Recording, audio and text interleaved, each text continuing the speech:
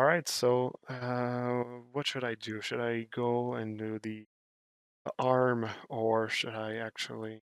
Well, you know what? I'm going to do the arm because I remember somebody like asking about the when I was going to like show like the cloth process, which is pretty simple. It's a lot of like the same things, but yeah, let's go for the arms. The arms at the back are going to be a literally a copy paste of the arms at the front, by the way. So just let you know. Okay, so here I have like this whole subtool here is for the legs. Like you saw, I kind of like kept this under. I might actually use it to fill the gaps later, maybe before printing if I ever print it. So next is going to be the arms. That being said, I need to split part of this mesh to make it the arms. So let's do just a little bit of sorting things out.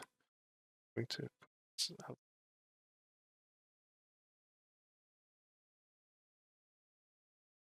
oh, and for those that are interested to listen to the same thing as I am listening to right now, so we share the same soiree vibe.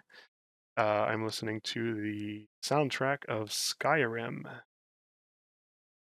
It's a really, really good background music I find when you want to like relax and all. And God knows that the point of my Sculpt Soirée is to relax. So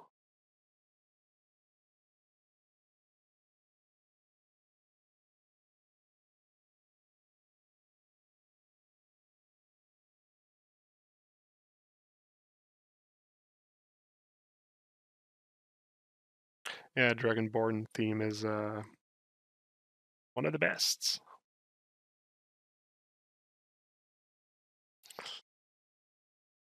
All right, so what I'll do is I'll actually cut part of the mesh to create the what's going to be the mesh I'm going to work on for the arm. So pretty simple stuff. Let's just duplicate. Look at our model.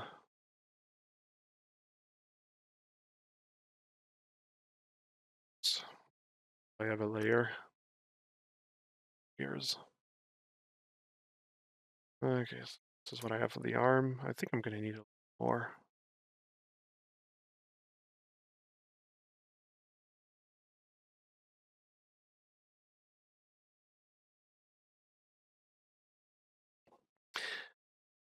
I tend to start oh, thanks for the follow.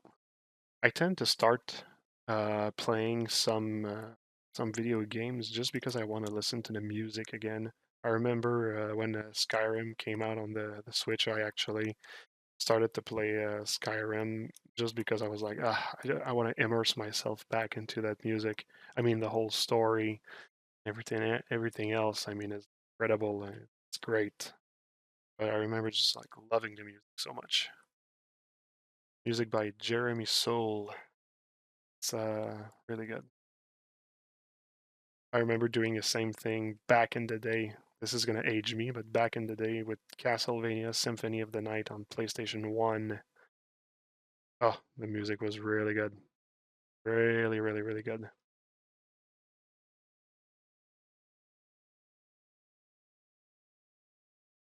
There's games like that that I'm just like enthralled with the music.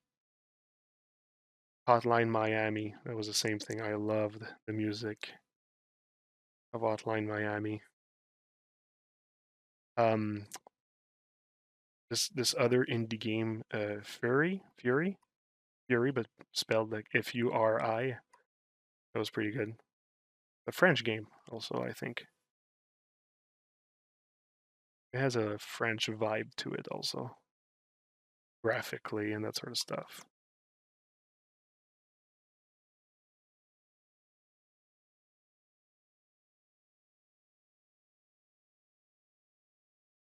Yeah, I hope he's gonna do that because it was really something.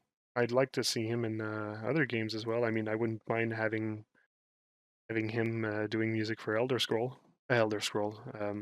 Ring, actually, that's what I meant.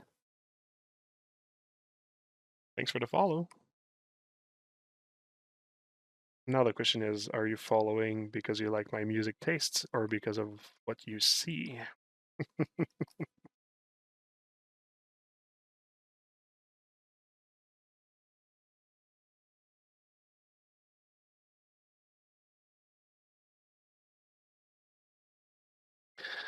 So what I'm doing right now is I'm masking the part of the model that's going to be the cloth.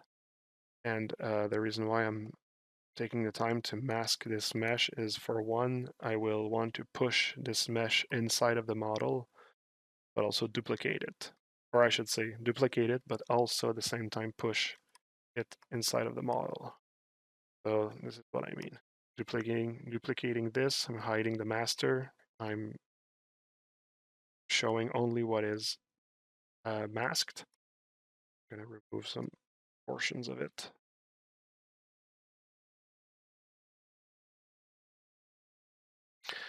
Go double-sided for this action. I never leave double-sided on. I like to see that I have the back face called out.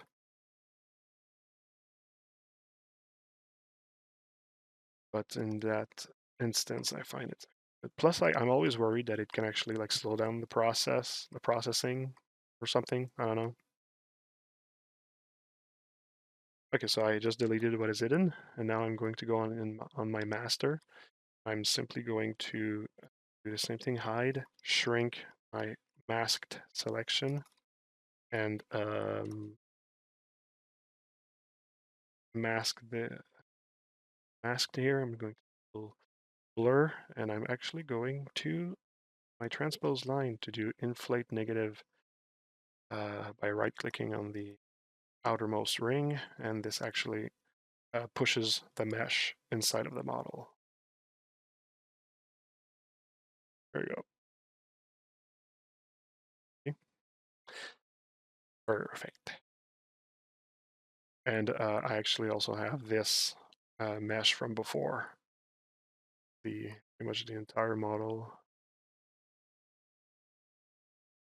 And I'm going to pretty much do the same thing here.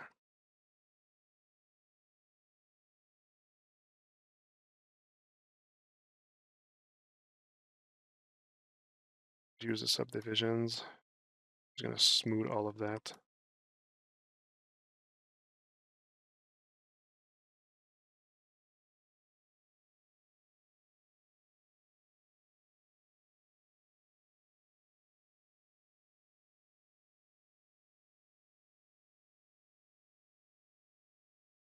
And the reason why I'm keeping this mesh and not just like deleting it is really, like I said, in case that I want to fill the inside of the model, because I'm going to be separating this model in pieces.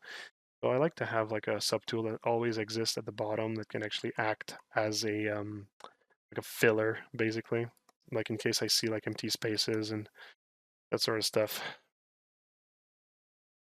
So yeah,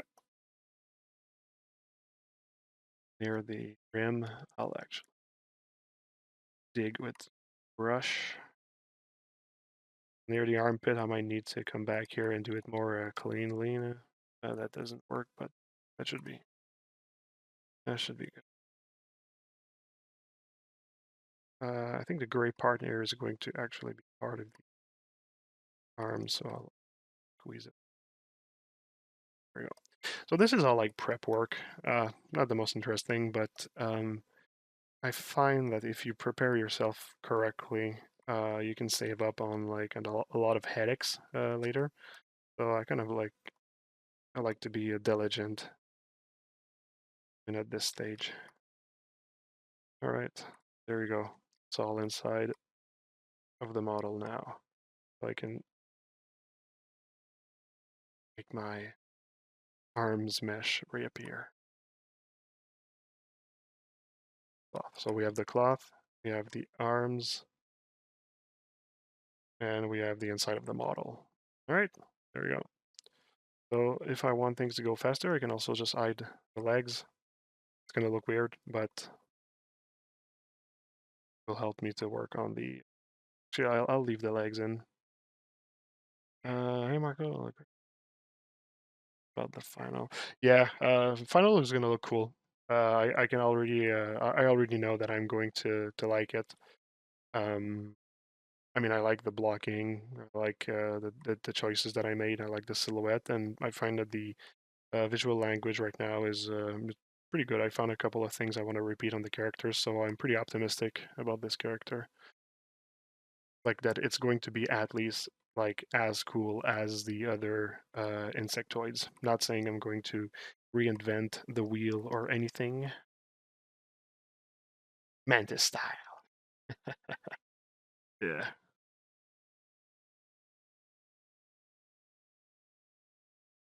So I have this piece here. This piece is actually going to have something different in the final. Oop, there's a little hole right here. I'll just make a quick close hole. Mask all of the hole parts. Change their polygroup. Delete.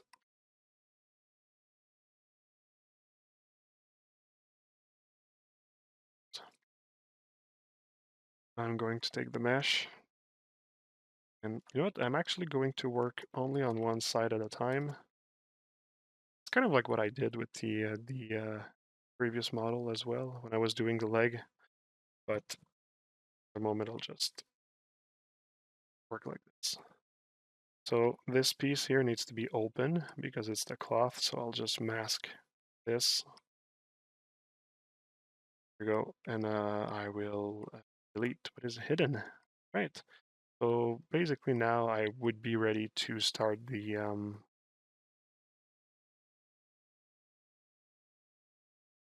actually, you know what, I realized maybe I should have kept this part as my visual target or visual reminder of the blocking of where I'm going with this whole thing. So thanks for the follow, by the way. What should I use? Yeah, okay, so you know what? You're gonna go away, and you here, I will bring back bring back the arm here. So morph the arm back here. So now I will always have her right side here intact, and I can use it as, like I said, the visual target. Okay. So now that I have this mesh here, I'm actually going straight to creating the final mesh for this piece of cloth because I already know it's just going to be one mesh itself. So what I'm going to do is I'm going to just blur a bit of the details just so that the ZRemesh algorithm has less of a problem to replicate this. And I want also to make sure the edges are not this jagged. So I'm going just to click on group loops, which will by nature smooth the borders. There's like a little piece of something here that I'm afraid that's going to kind of like annoy the ZRemesher. So I just smooth it out. This one kind of annoying, but you know what? I can also just try and see what ZRemesher will give me.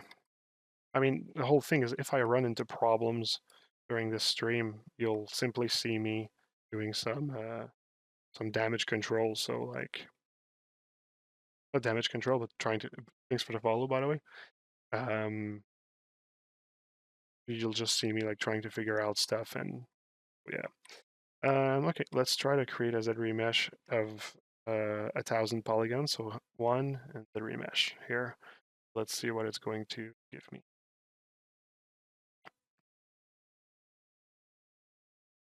I'm drinking a Scotch Ale beer maple Scotch ale beer. Here, it's actually tasting like seashells. I don't know why it's not as advertised. Not my favorite, but you know what? Not bad. First world problems. All right. So actually, you know what? The ZRemesh worked pretty well, so that's cool. There's just a little like something weird here, which I'm going to use ZModeler collapse tools to just get rid of. There you go. It's not a really nice edge loop around here, but you know what? It's going to be fine because I can simply whoop, edge it back into a. There you go.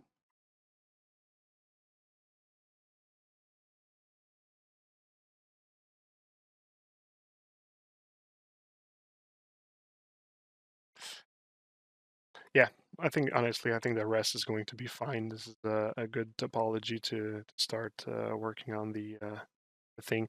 So now I'm going to want to just get maybe a little bit of like details back, the details that I had before. So I'll need to reproject at some point, but you know what? For the moment, uh, I will actually mirror on the left because I want to work using the decimation, not the well, not the decimation. I mean the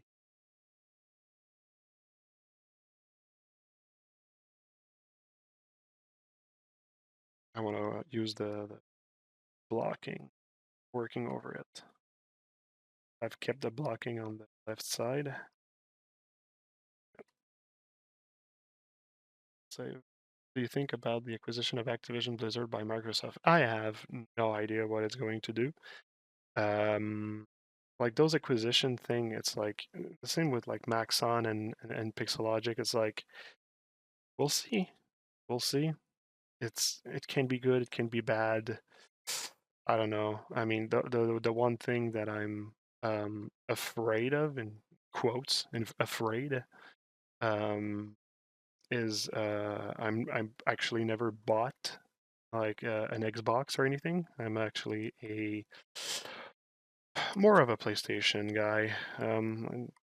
It's really just because of the kind of games that get out on the PlayStation, right?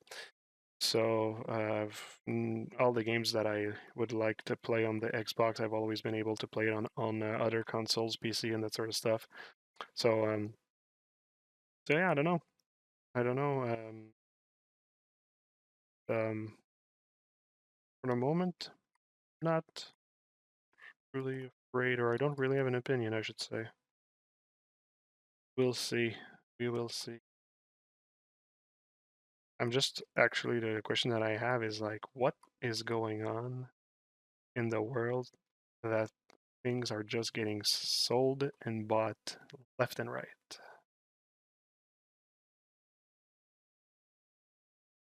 A little bit of a better topology right here. Um, yeah, ZRemesh is pretty good to just have um, like new topologies and whatnot that are pretty clean. And if ever they're kind of like funky a bit, I don't. It doesn't really that much for me. I mean, some special cases sometimes it can be bothersome, but the reality is that I can get a pretty decent um, clean result even if I actually have a mesh that has some weird stars or flows or that sort of stuff. Right now, the mesh that I have is, to be honest, pretty clean. But like when I see something that's easy to fix, like the little funky thing that was right there was a really easy fix by deleting and creating a bridge between two edges. So, I mean, why not just spend like a second to do it and you'll just have an overall better loop later.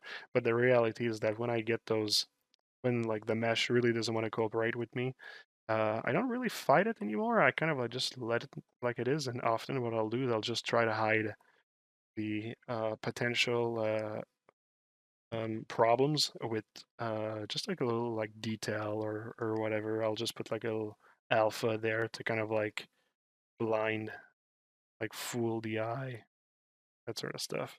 Like you see here, I can just like easily get a better edge flow just by bridging those here. See?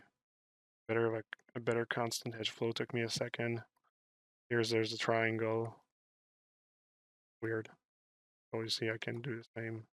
This bridge, create an insert in between those, and come on.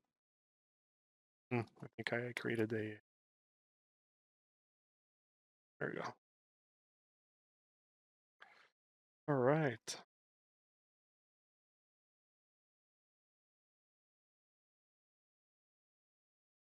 I'm actually realizing something. I maybe should have done the fingers before doing that because um, the shape of the fingers is really going to influence like the cloth, and the fingers were very sketch because I already know that I'm going to cheat with the fingers. I'm just going to reuse the fingers from the mosquito. Um, like there's nothing really particular about her fingers. There's nothing in the design that's important and or that's like crucial to the character. So I'm probably gonna want to not really um, spend unnecessary time on this.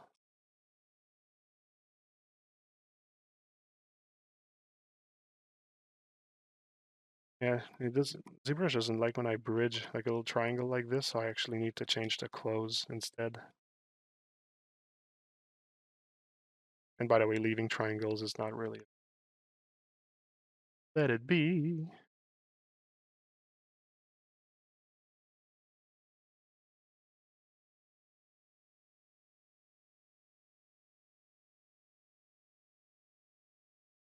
Bonsoir de Brassard.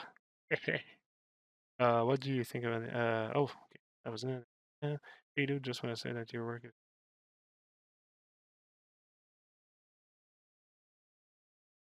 Hey, thanks, Julio. That's Julio, I should say, probably, I guess. Thanks for the kind of words. This is really great to hear. I'm really happy to see so many people from different places of the world that I would love to visit. But COVID, alas. Uh, but thanks for your kind words. And thanks, 88 Scrolls. That's pretty cool.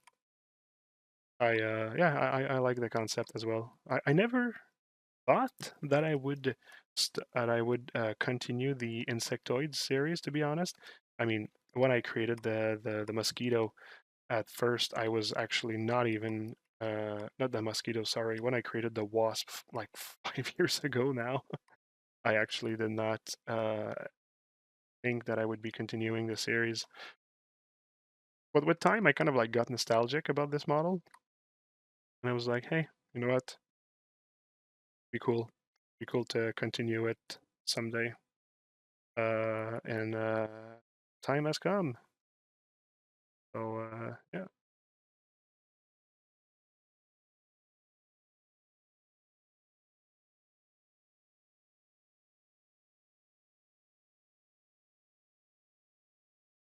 it turning on. Just wanted to say I've. That's cool. Nice to see you live. New York, awesome. That's cool. I actually find it's cool to hear where people are from. I welcome it. I am personally from Montreal, as you probably know, and it is cold as fuck right now. Jesus Christ, Jesus Christ, it's intolerable. By the way, sorry for the cussing. I know, and the blasphemy, taking the Lord's name in vain. I have a bit of a potty mouth, so hope nobody's offended.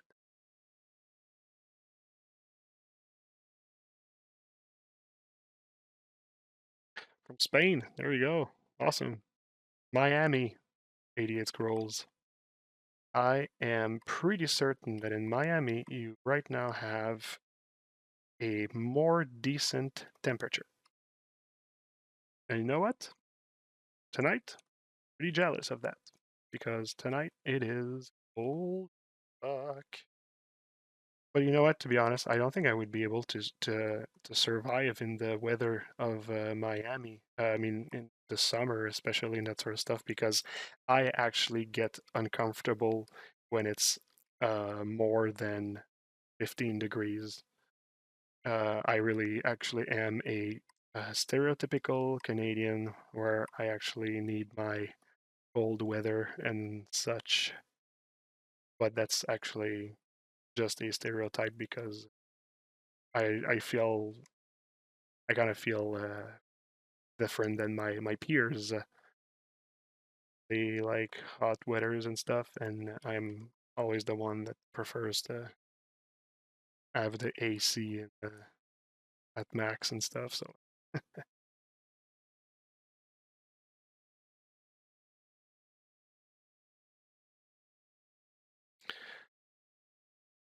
72 degrees, that's in Fahrenheit. Do you know how much it is in Celsius?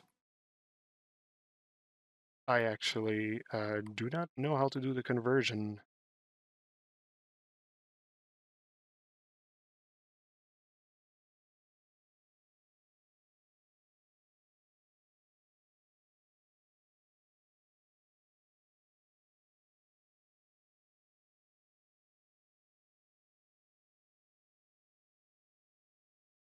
But you know what? The loops, they look clean. That's good.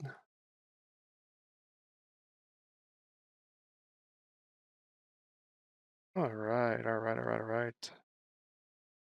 Cool. So we are now ready to go to the second step, and the second step will be to create a thickness for that. 22 Celsius. You can see 22 Celsius can be fine, as long as it's not humid though. I will say humidity can change everything.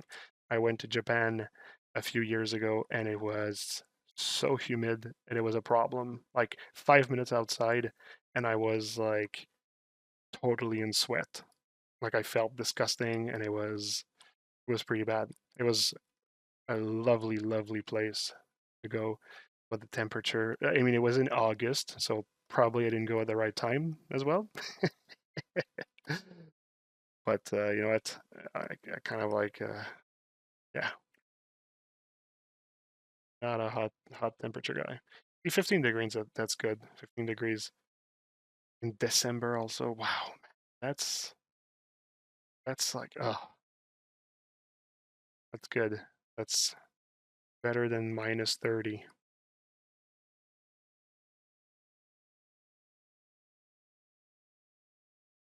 Just relax the mesh here a bit. Okay. All right. Now let's get serious. I'm going to create a panel loop so I have a thickness. So I actually I put pretty much everything to 0 minus 100 thickness. I have to pretty much gauge what's the right thickness. This might be not enough. I can always fix it with a simple inflate at the thickness that I need. And in order to actually save on polygons, I'm going to do something right now is I'm going to um, just keep one edge. I'm going to grow this, and I'm going to delete everything else and close hole. And this is actually going to cost less in in a cost less in polygons later. I'm going to give it its material right now. Material am I using?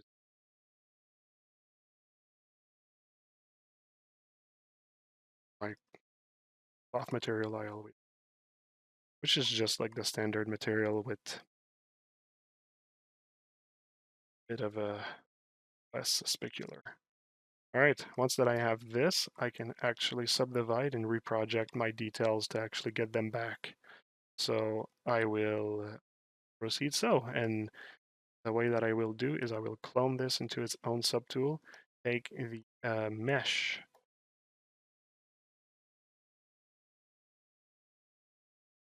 master mesh, let's call it, the original mesh, I'm going to, like they're both in the same subtool now, so they cannot like reproject on anything else. I'm going to polypaint from this one here. I'm going to subdivide.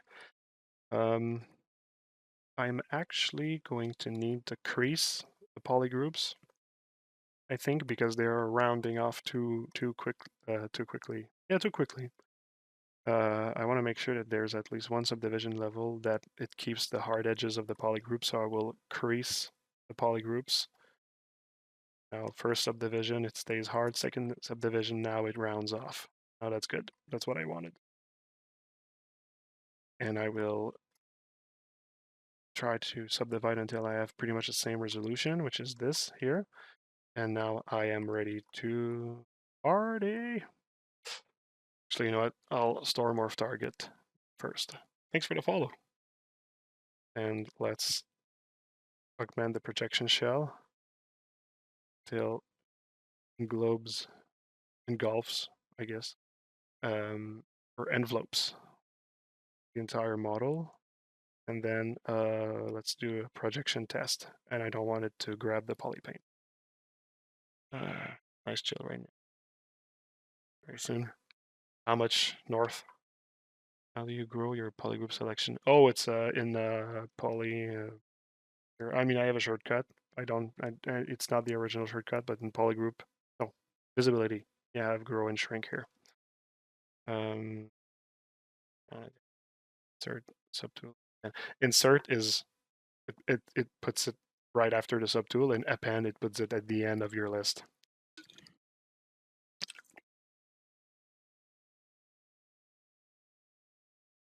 Control Shift Z. Yeah, me it's Shift F. I always changed it. I actually I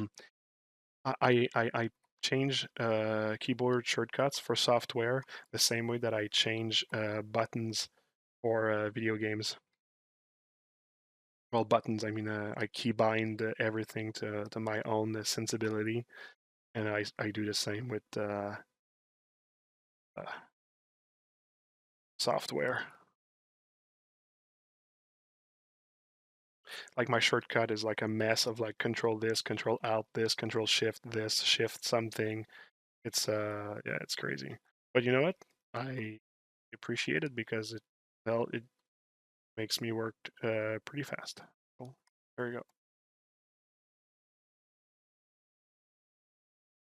I see like that's projected, but like now the outer rim is all screwed up. So I'm just going to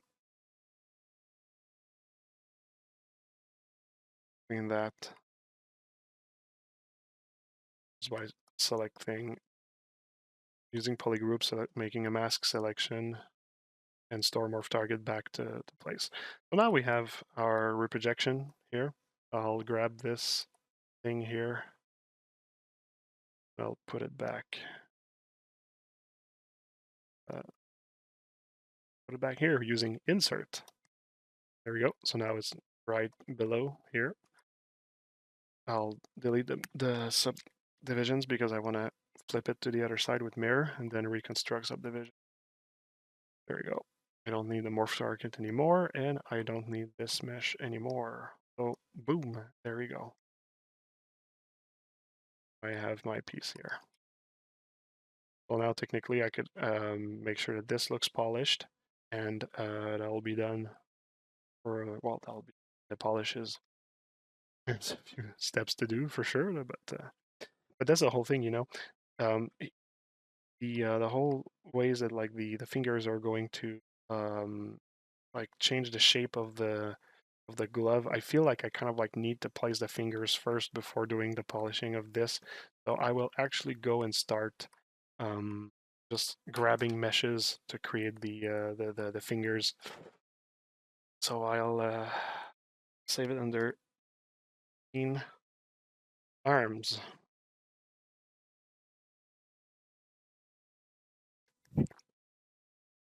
I'll load the mosquito file.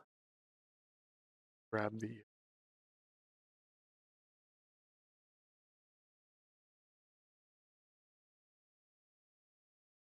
Okay, I already have a subtool for the arm alone, leg, tank, post it. I'll load mini arm and arm.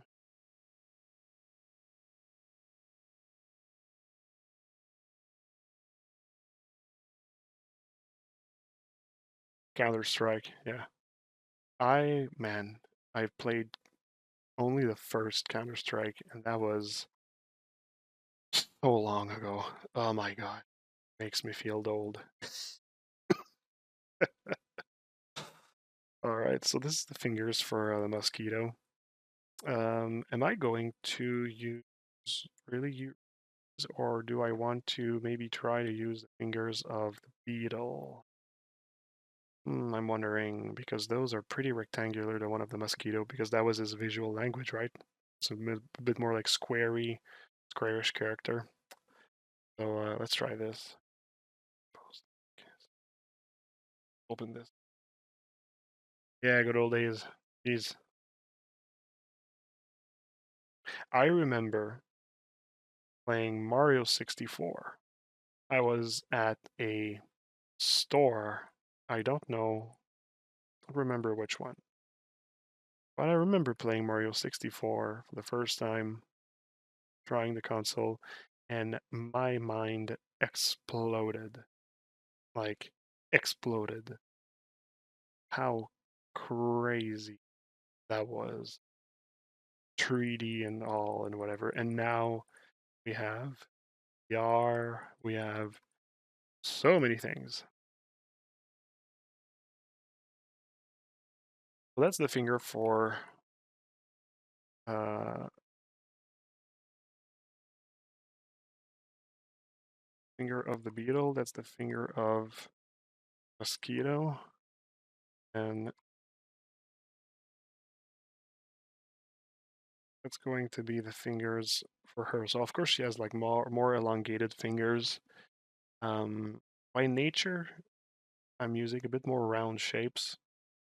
So like I think that probably what's going to end up being maybe the best thing for me is going to be to reuse the beetle finger actually. So let's do that. I'll actually work with this.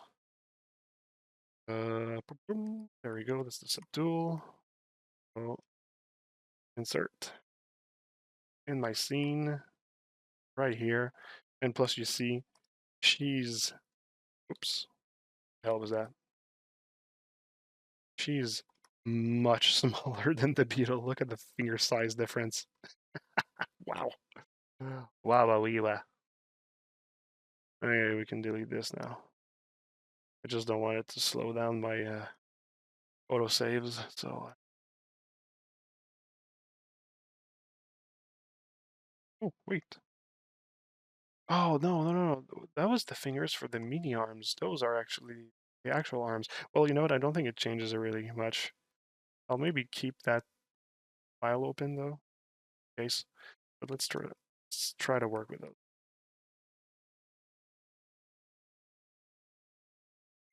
Casual Borat reference. Yeah, my life is riddled with references like this. They just come out. I'm pretty much like a walking Family Guy, full of references.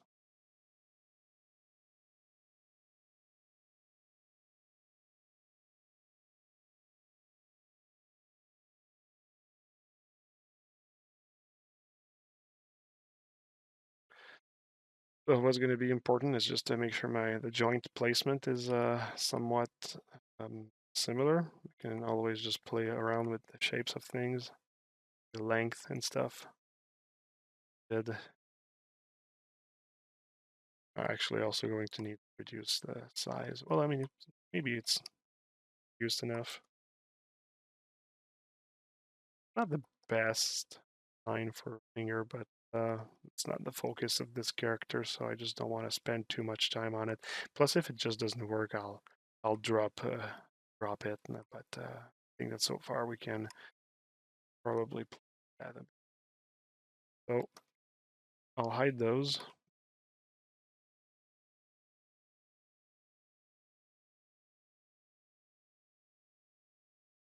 But that's the whole thing, you know, when you reuse existing parts, you always have to adapt them, make sure that they don't feel too like alien to the character.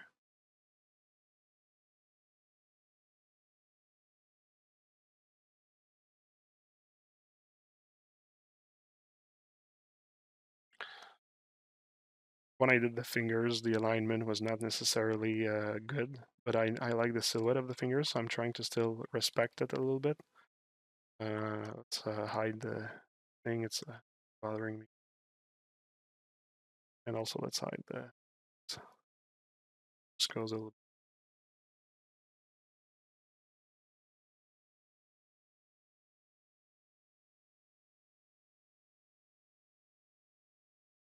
I'll move things back, just try to get a bit of that silhouette.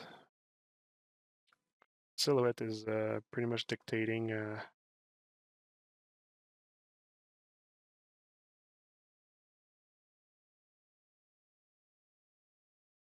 the major shapes, so that I at least want it to be affected.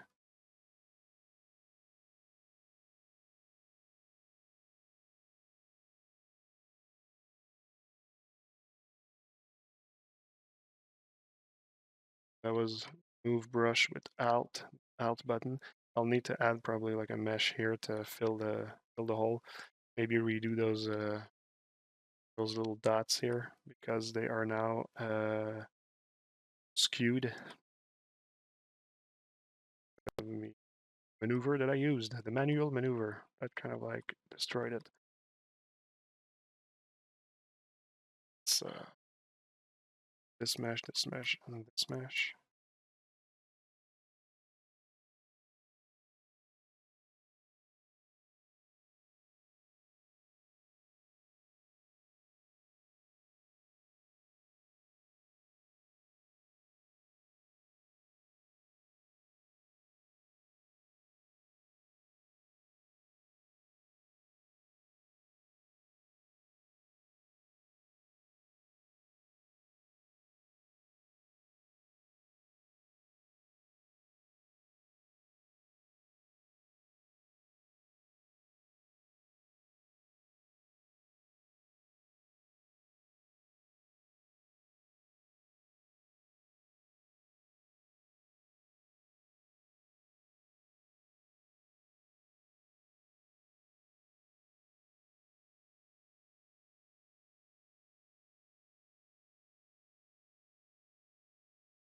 What I'm doing right now is really some dirty work.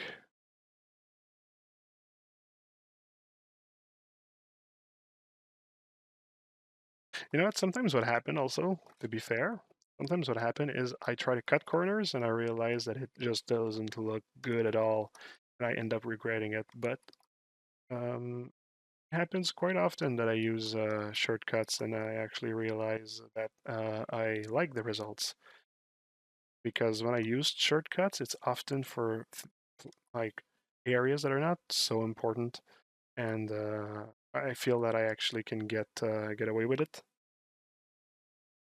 And the positive of getting away with it is that I spend much less time on something that was maybe a bit more trivial. So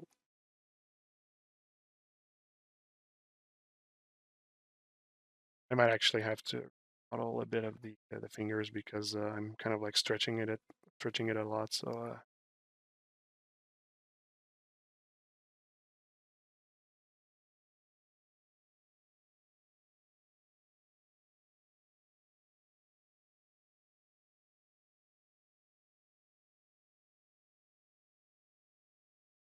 this joint feels a bit too big. This joint is too big. Yeah. Here's another reference.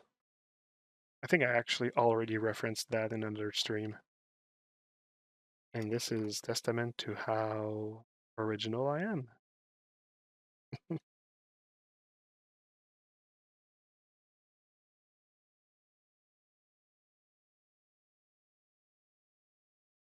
Right, so going to, like this, it pretty much respects the general shape of things. So now I just have to make it look good. Nearly 3 a.m., eh? Yeah. All right, thanks for the kind words. What's up, Mr. Masons?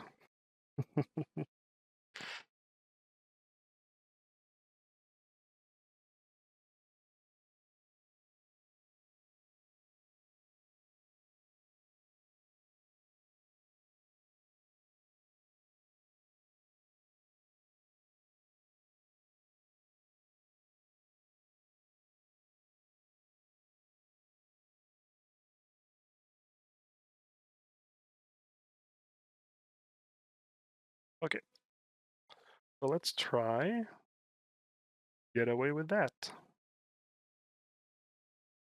I will take this mesh here. We'll actually create a layer where, or actually not, don't need to create a layer. I'll just simply hide this finger here. See if I can actually be satisfied with. I'll simply give him same colors here. Change the joint colors.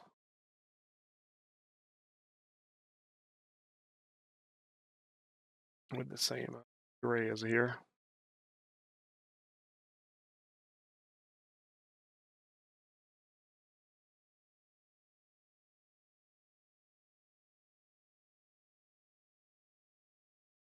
Isn't this cheating? Which part exactly?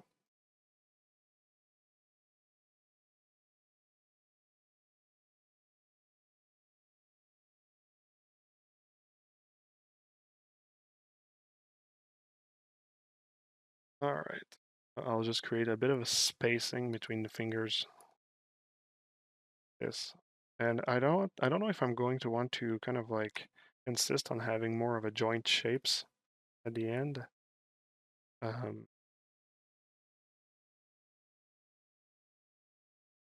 It may not.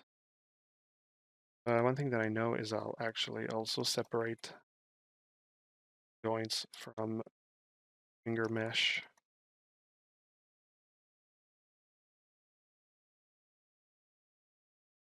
I'm actually going to use an alpha just to create some silhouette change real quick.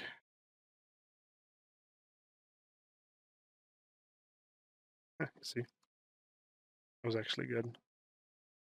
Doing something with new with some old parts. Yeah. No, it's not cheating. I mean, I call it cheating because I'm being facetious, but no, it's not at all. Like, I mean, especially when you want to do like a character and you're concentrating yourself more on the concept of it, the design of it. Like me, I appreciate much more like the design of things than the cleanliness or the crispness of details. I mean, although like I love things to look clean for sure, but I'm much more interested in the design of things in general. And when you look at the design of a character, that's a character that's presented from head to toe, um, and without having like a focus on the hands or anything. So if it's not, for example, if it's a character from a game and it's not a first-person shooter, the hands are pretty secondary, and tertiary, I'd say. So I don't really want to spend too much time on them. I'll make a test. I think I want these fingers to look a little bit more bony. So I'll just kind of like make like this shape here. You see like this already looks more bony.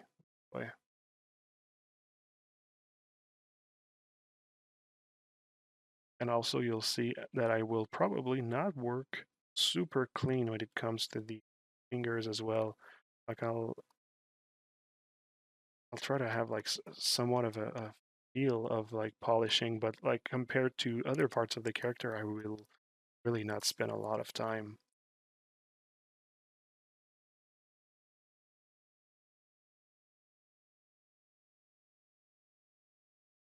Only Wednesday night for the moment.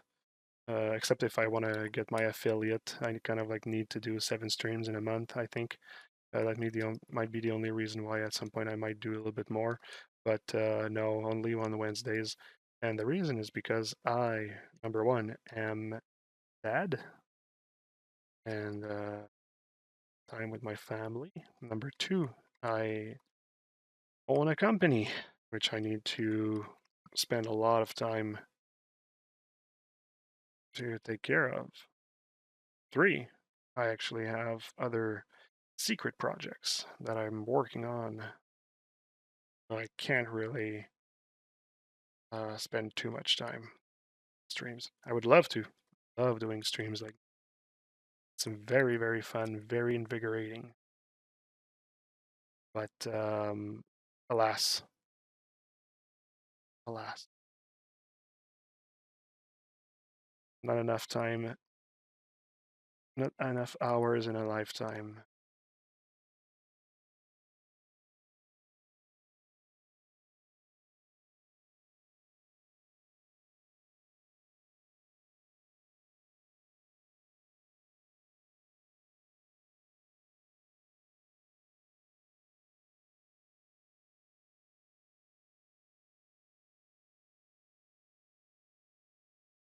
Hmm. I'm gonna put back the legs. I need to make sure that I'm using kind of like a similar visual language. Thanks for the follow. How did you make that brush menu?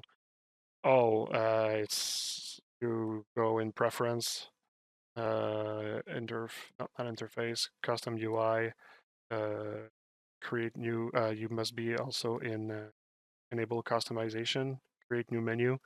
It will add a menu here. You can create a new menu, choose a name, and then once this is done, you go out of customize. You go over the menu here. You click Control Alt, click on it. It's going to ask you what shortcut do you want to assign to it, and yep, and so you have it pop in the middle of your screen anytime you want.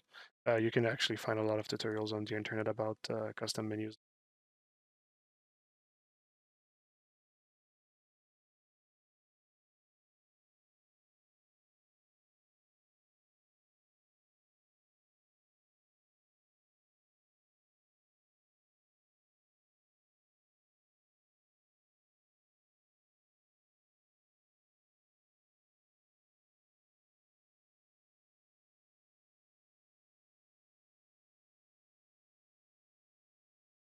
If what I did with the finger is too asymmetrical in the end, I actually will probably make it resymmetrical. A little trick that I have, a little workaround, let's say.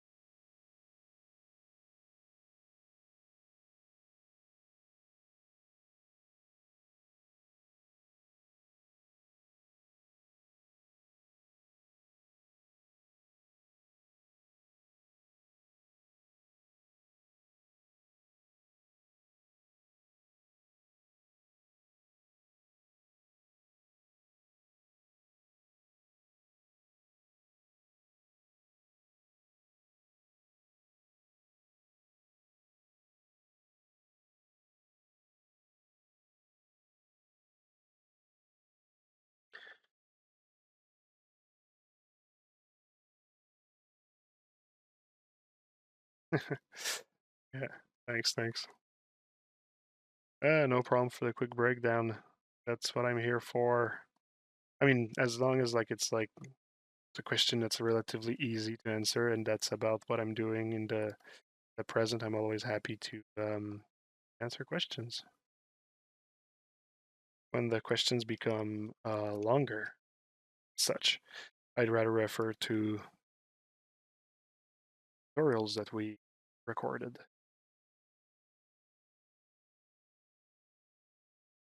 Ooh, little publicity time. If ever you want to have more tutorials or stuff by us, you go on chaosmasons.com and drop a ton of things here. Collectibles, tutorials, STLs, merchandise. Actually, browse, find a couple of things. There's also links to some Gumroads sometimes, in case you want to purchase using Gumroad. And if ever you want to look at more stuff that we do or whatever, you can go at the bottom of our page here, and there is there's first of all the newsletter for people that want to keep informed on new things that are coming out, and also there's a couple of other links you can follow us here. This first one is pretty much like a rundown of like everywhere you can follow us: website, store, Gumroad, ArtStation, Instagram, blah blah blah. And here are the same couple quick screenshots and stuff. Screenshots, quick shortcuts. I mean.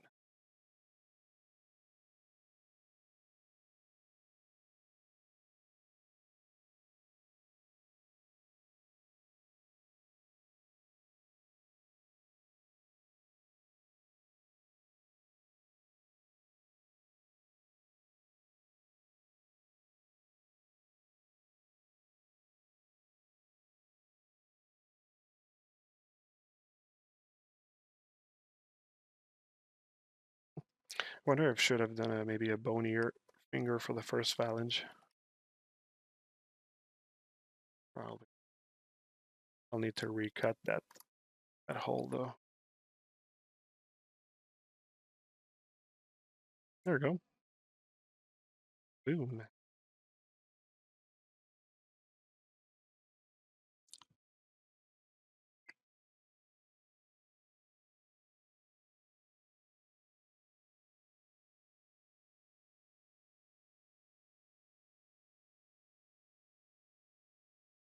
Let's click.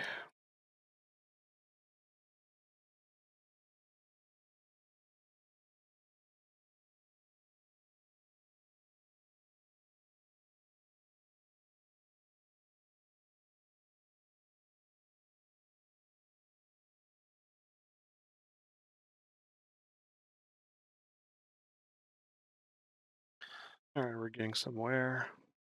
I never checked if the fingers were same thickness. You see, I think I'm actually making a thicker finger for the moment. Oh, not really, no.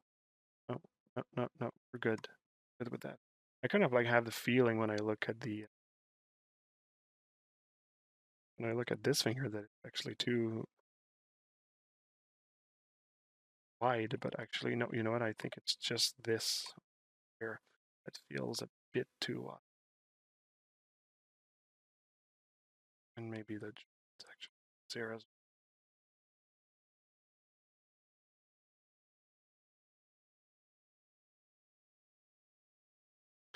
Okay, perfect, perfect, perfect.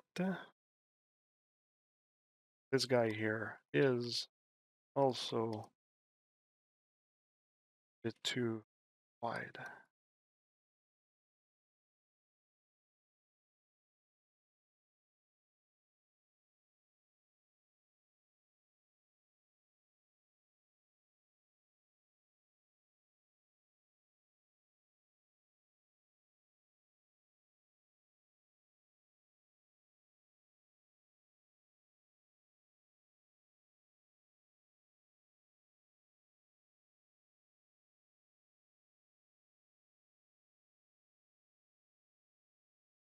Should be good. Of that detail here.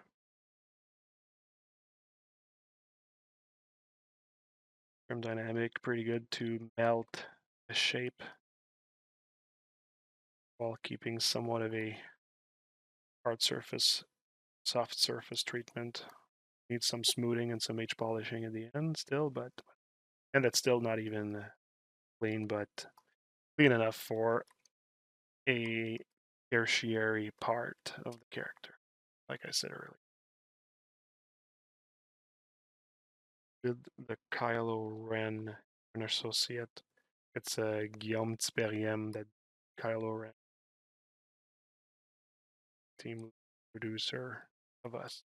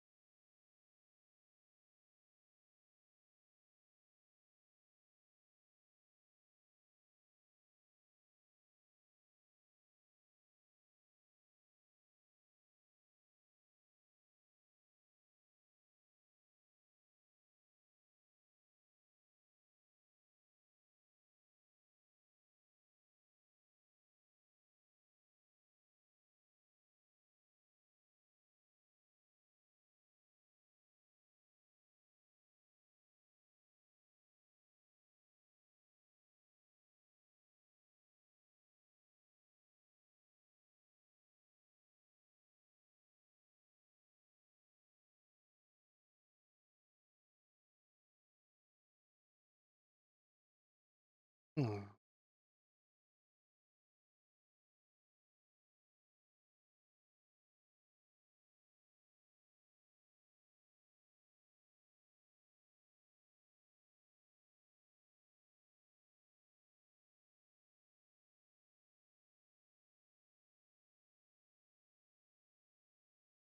I need to shave those sides a bit.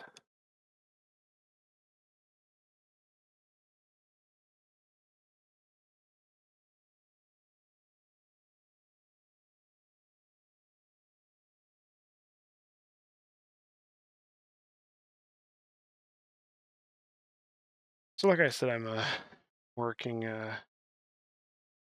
a lot of quick and dirty methods right now. I always let myself look at it again at the end and see if I'm still okay with the fact that it might actually look maybe a little bit more rough.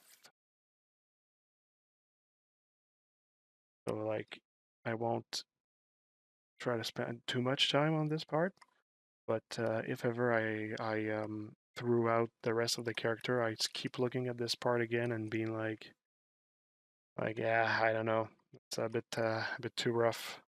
I might actually just go back on set.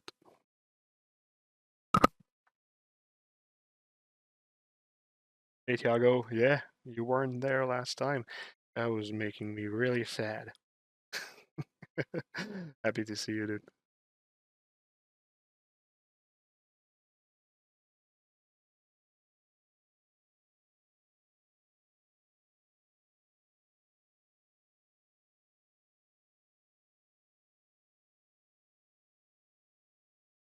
Yeah, those character would actually wouldn't be a bad idea to actually have them really well textured at some point.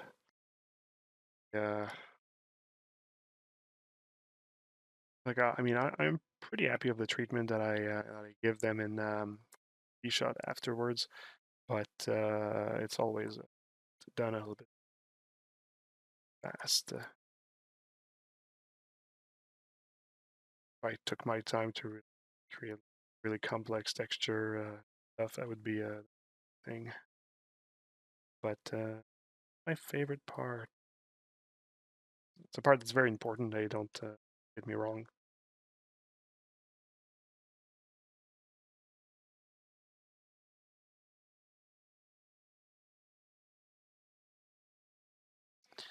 All my streams are available at least on YouTube if they actually are not on Twitch anymore. I'm happy that those can help you, by the way.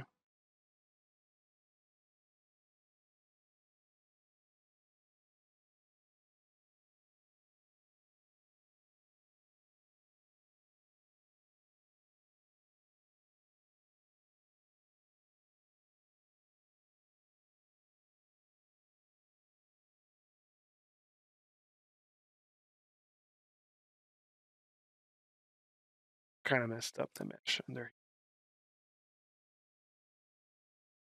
Fuck it.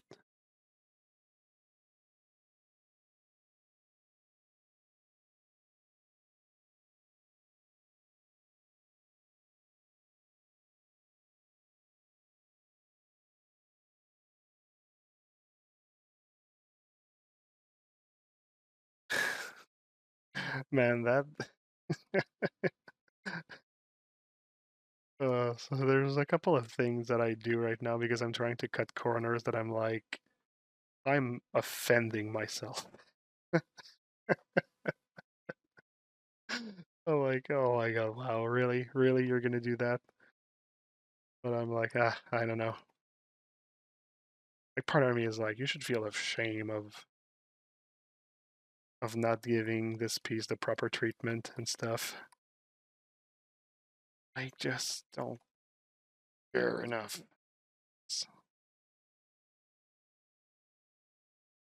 And like I said, not the most important part of the character. It's just like I still sometimes battle with myself with like, oh, I should do that correctly, or that should be done. Uh, yeah, that should be done correctly, like the long method and this and it's just you know what, as long as like can fool the eye, things look clean and good. I think that's good.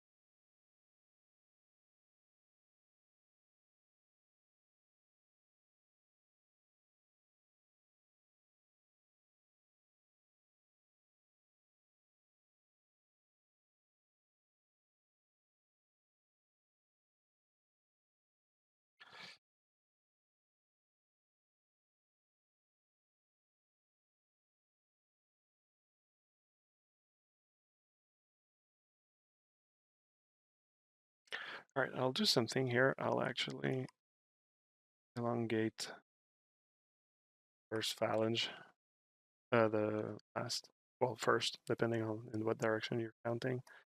I'll regroup those two subtools again. They don't have layers. Yeah, the layers. Okay. Collapse this layer. Merge down, back together.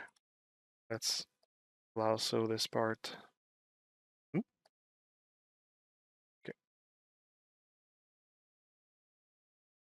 the entire thing here like this. Less. There you go. I think that's gonna actually be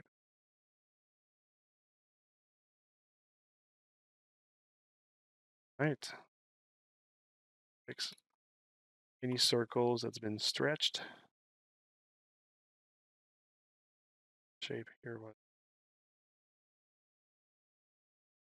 And I took the decision that I will actually resymmetrize, symmetry, resymmetrize. Wow, I don't know if I just invented that word. Remake the symmetry. Um, once I'm actually just done placing the finger and everything.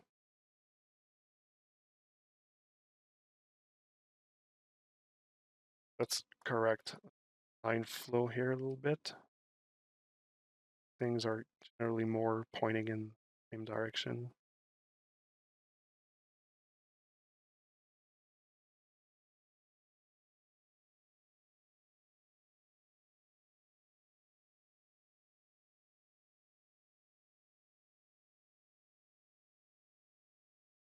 All right, I feel that we're almost done with the finger.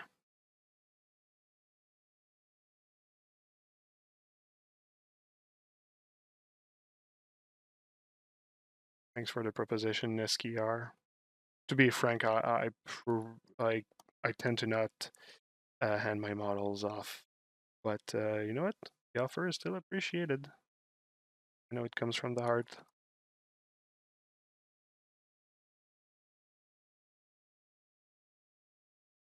Kevin 3D Art.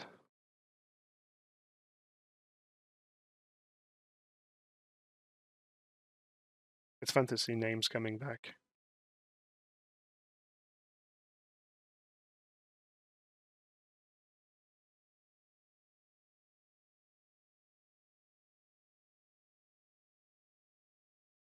Okay, okay, okay. Okay. Okay, let's actually going to make the thing a bit thinner. Nah, it's fine. I'll work with that. And you see, like, that's the reason why you see like the whole like cloth part here will need to be like readjusted for the shape of the finger actually. So that's what I was saying earlier.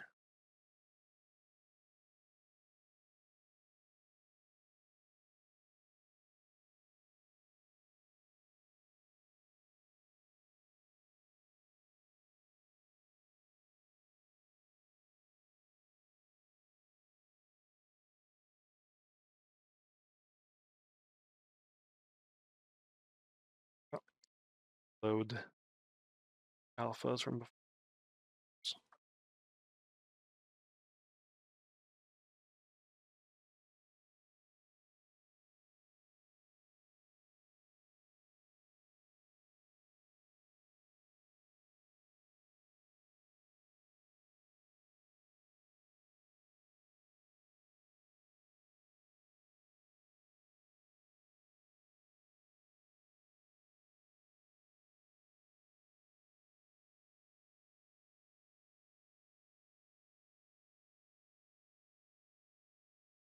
Okay, right.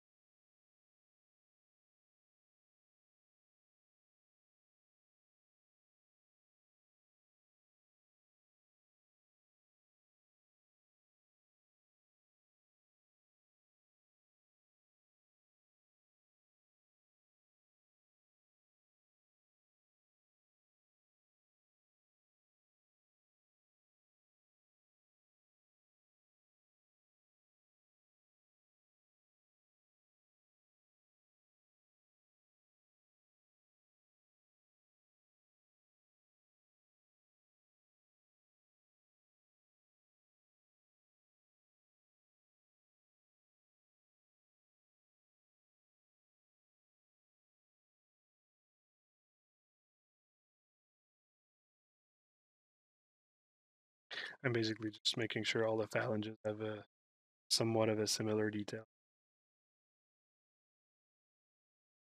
Resolution is not really good on that.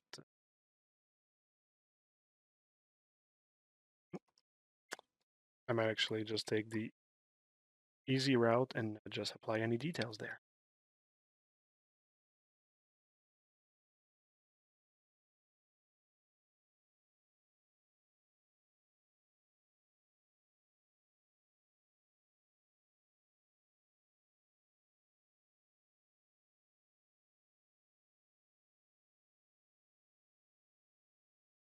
All right, not the, because there's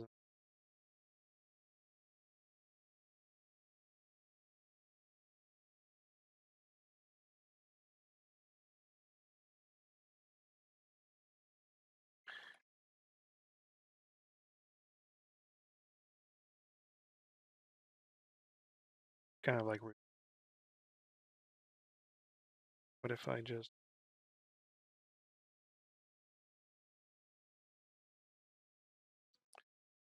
divide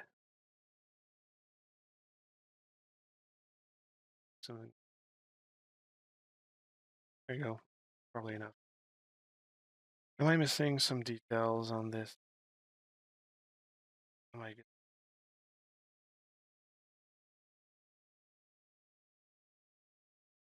know what? Right. No, no, no, no, no, no, no, no, no. I just want to more of the joint.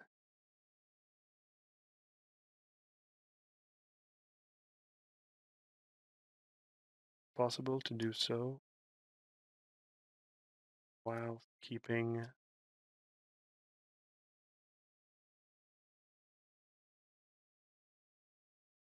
feel I might be forcing it.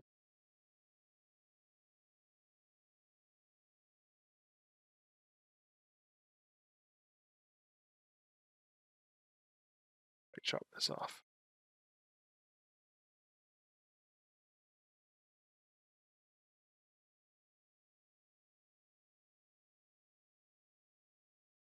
I do this, that I. You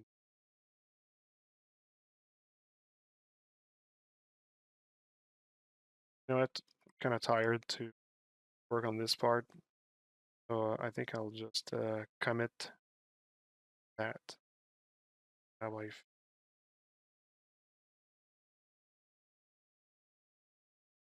And I have a hard time just letting.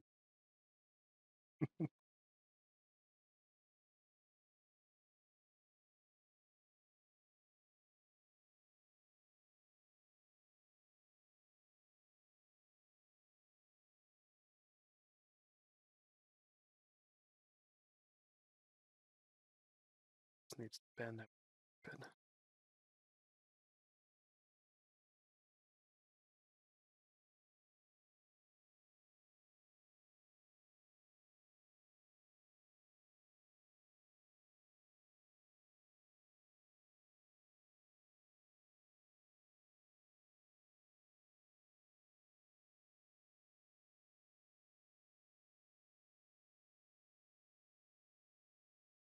And the White Widow figure, it's in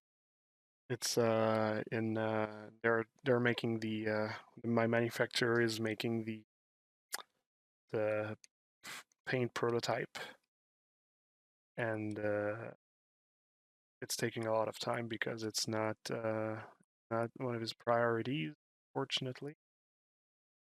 So I have to be patient and ask people to be patient. I'm really looking forward to see it becoming something. Well,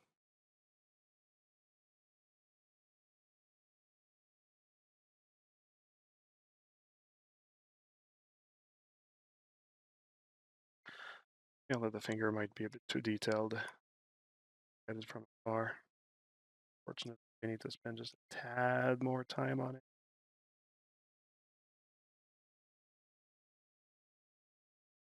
Some of them actually I grew out of them. Cells here.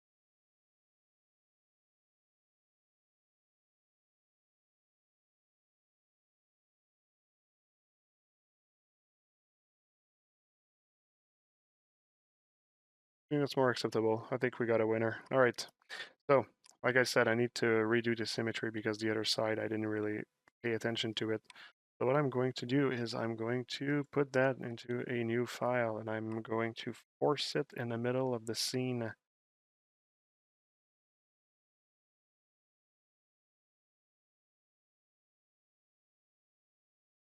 So I'm going to using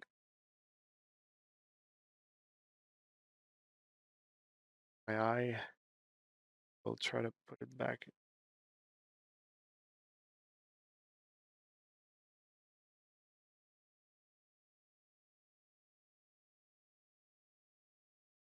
I'm using the blue line to kind of like align things back.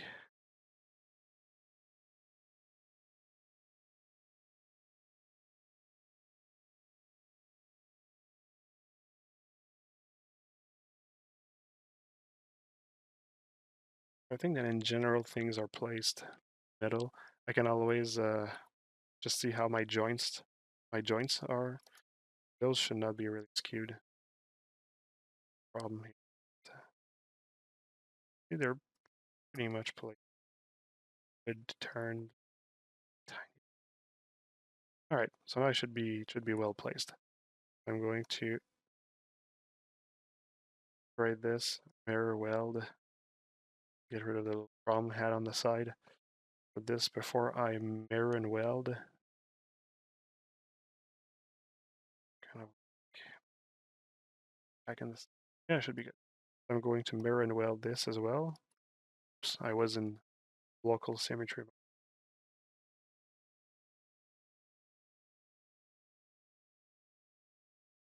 All right, and now see like the symmetry is back.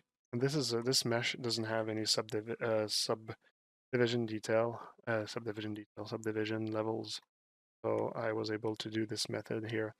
if I can have this method, I would probably need to do a smart symmetry, or simply doing a ZRemesh and reprojecting.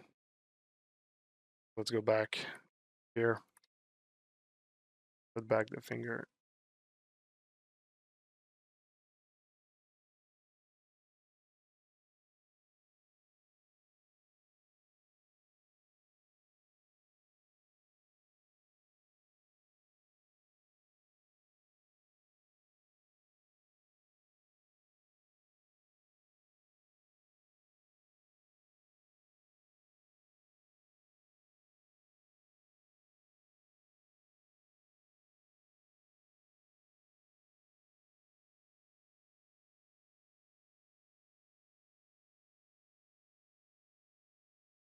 You see, it's funny because right now I'm listening to music. Well, like I said at the beginning of the stream, I'm listening to the soundtrack of Skyrim, and the song that's playing right now is the when you fight dragons. So basically, like the Dragonborn song. So it's like this epic soundtrack, and I'm just placing a finger in a scene, and it's the least epic thing in the world. So I find kind of like it's a contrast. Let's just say that. It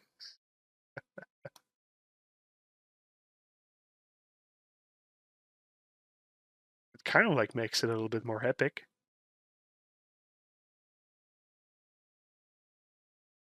You see, that's going to be fine like this.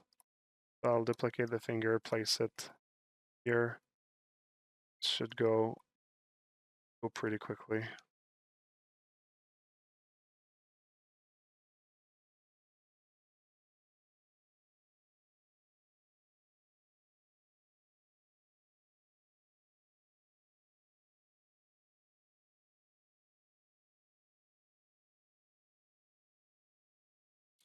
You're going to notice I might actually need to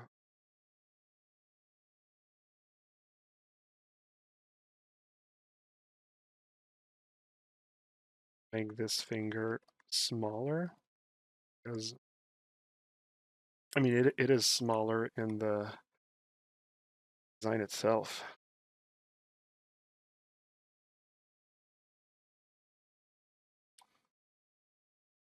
I'll actually just use a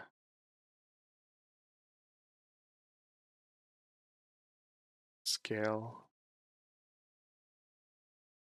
down. Try to see if I can get the same vibe from the finger as before. Actually, I already see a problem in the design of the finger. Let's just hope it's not too noticeable.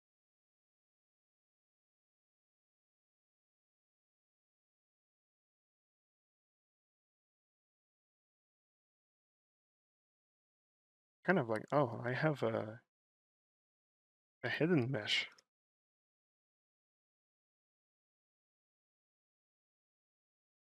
Oh, okay. I know what happened.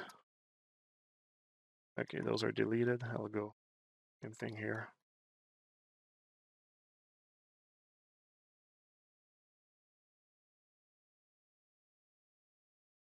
There you go.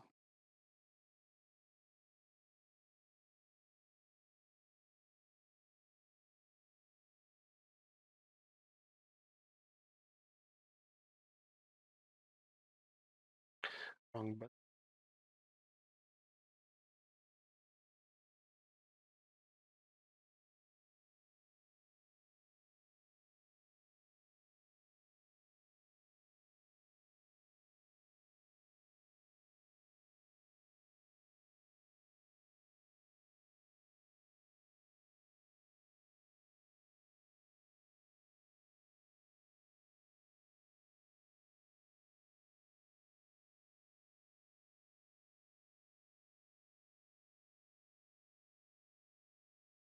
You see, I kind of like, I pretty much get like the same gesture here, so that should be good.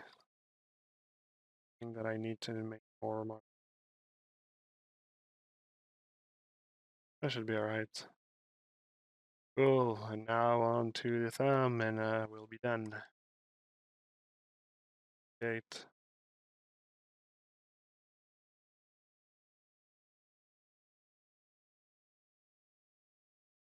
So you see, normally I would have probably done that.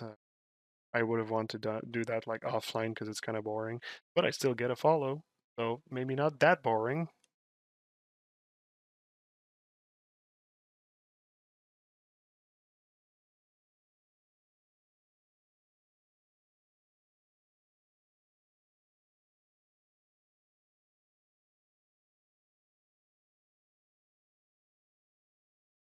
And the thumb I will make it a little bit wider, because it's kind of like the property of the thumb. It's just like a generally bigger, wider finger. So I will actually make it a tad bigger and a tad wider.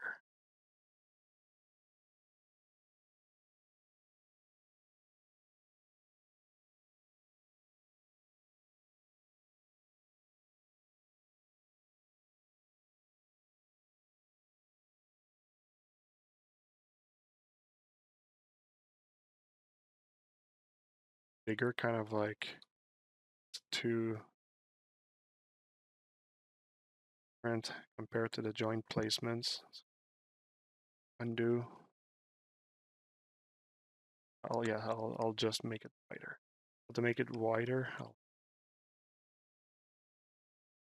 place my transpose line, making sure it grabs both vertices from each side.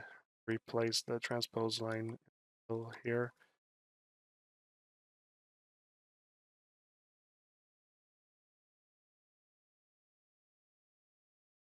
Question is, how does it look?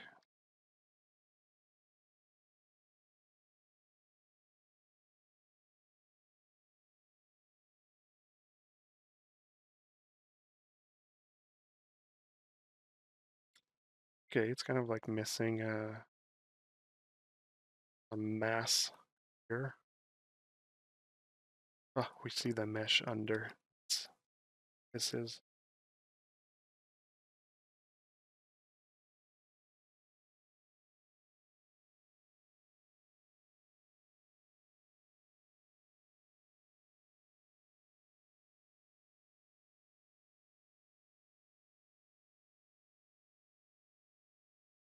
You know what, I should just, instead of fighting with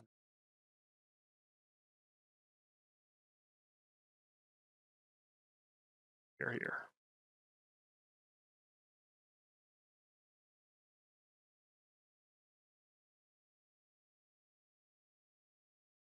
It's an epic finger.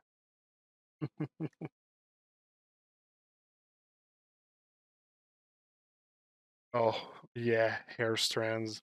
I know what you mean, Tiago. On my other project, I'm making characters that have hair, and I spent like a whole day just sculpting the hair. I mean, I already had the blocking, it was just sculpting the hair, and I mean, when the day was done, I was like, oh my God, where did this day go? Where did this day go?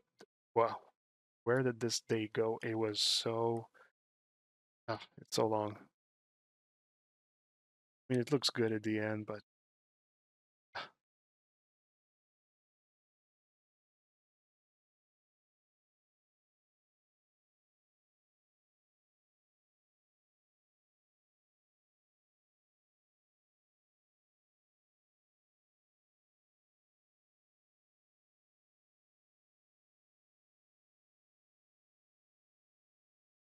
all right, this should be good. Cool. Okay, cool. Awesome. So we have the fingers now. We got them. They're done. Done, done, done, done, done. So I'm going to keep them on separate files. That's fine. Put back the blade here. So now that this is done, we can go back on the cloth here.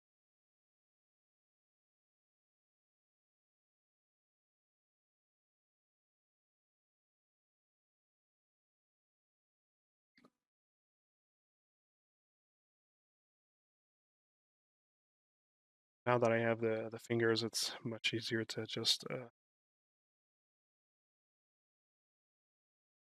place the cloth parts of this that we way. It is.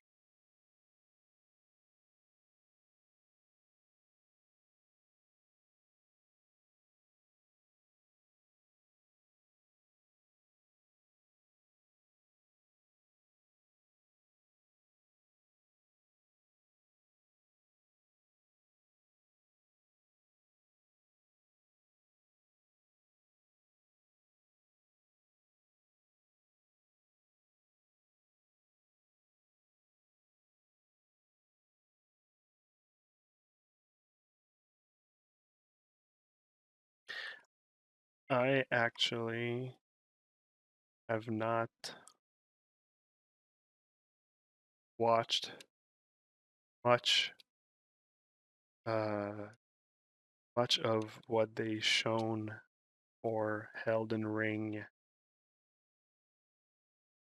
Like I saw trailer a long time ago, like the first one, and I actually actively avoided to see anything more about that game because I mean I already pre-ordered it, and I just want that game to hit me in the face like a train when it comes out and live experience of like not even knowing like what I'm signing up for. I love to do that with movies. Often, like when somebody's gonna tell me like, "Oh, that movie's great, you have to watch it." Like somebody that I respect their opinion, tell me, "Oh, watch that movie." Like, okay, cool, and they start to tell me what it's about. I am like, nope, just don't tell me anything. Like, I really want to just like live the um entire like surprise of it. And some movie like you kind of like need to like be surprised like this. Like I don't know if ever any one of you have seen the movie Tucker and Dale versus Evil or Dale and Tucker versus Evil. Anyway, kind of like an indie-ish movie, and it's it's really good. I really like it. It's good. It's good. And you see, I'm not even going to tell you what it's about because that would ruin the fun. I'm just gonna tell you, watch that movie. And if after, give it maybe 20 minutes. If you don't like it after 20 minutes, or okay, maybe it's not your style, but it's yeah, it's good.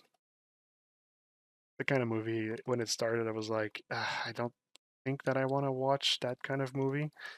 And after a while, I was like, oh, okay, all right, all right.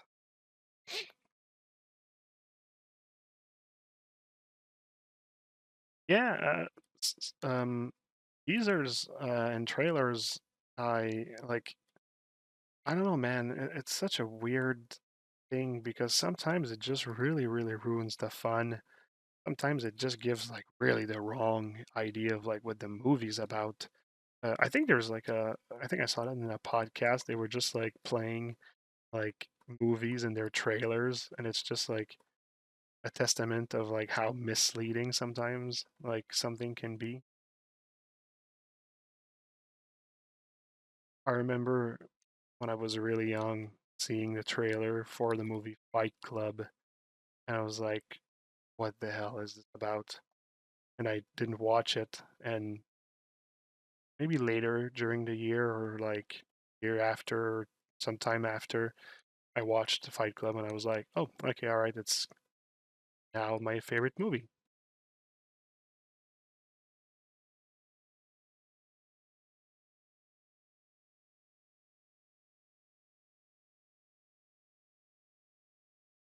I kind of feel that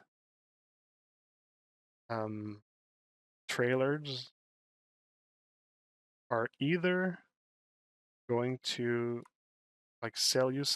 sell you something that's not going to deliver later, or it just doesn't well represent a movie, like especially the kinds of movie that can't really be a trailer fied, if I can actually. use that word. So yeah, I kind of like share your opinion about that, Josh.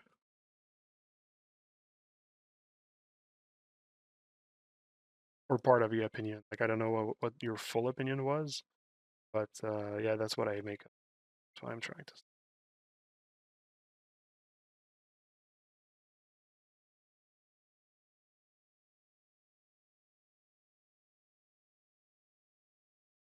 But yeah, Elden Ring. I'm a huge From Software fan. So yeah, forward for that one. I think it's coming out like a month, something. Staking.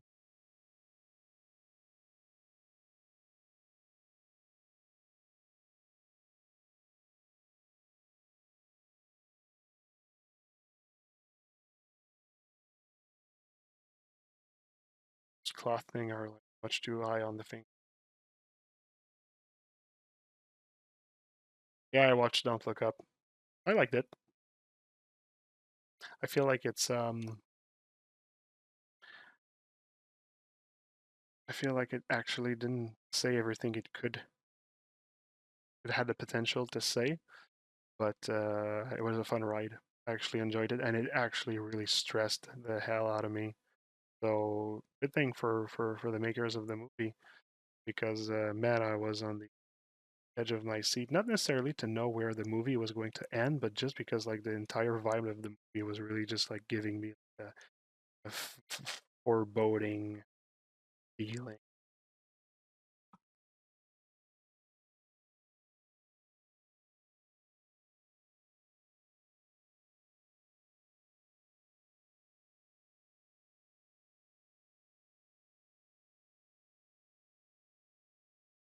You know what? The way that things are going right now, it almost feels like I should have just like made the cloth part differently.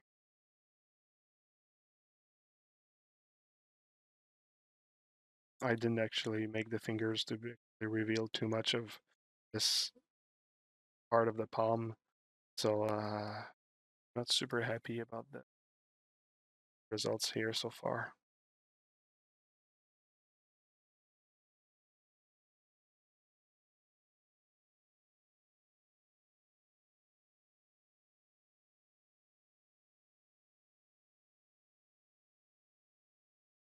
This here, I'm just trying to replicate the kind of like feel that the knuckle would create on the volume of the.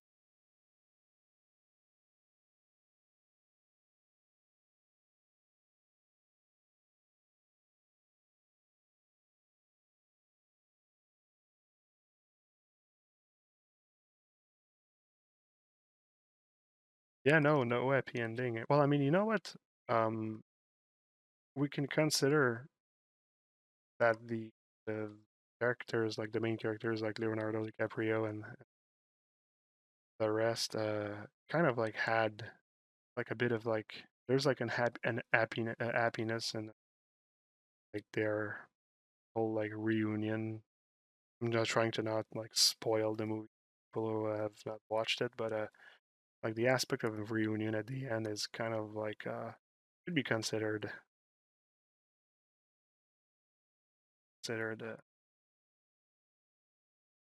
relatively happy. But for the other party, it's like super funny. Like that's what you deserve.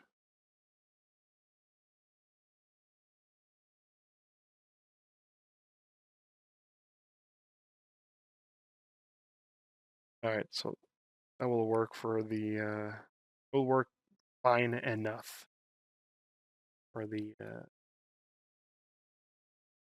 rim fingers. Now let's just make sure that the general the rest of the generally the rest of the hands arm have like enough of a good shape. It already had like an okay shape, so I don't think I'm gonna spend much time.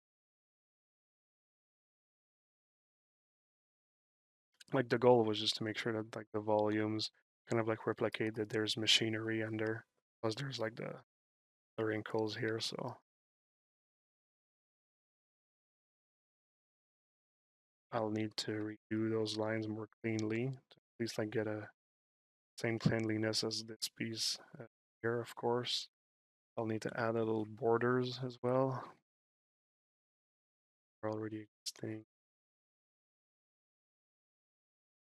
So soon I'm just going to do a little bit of a wrinkling work, fold work.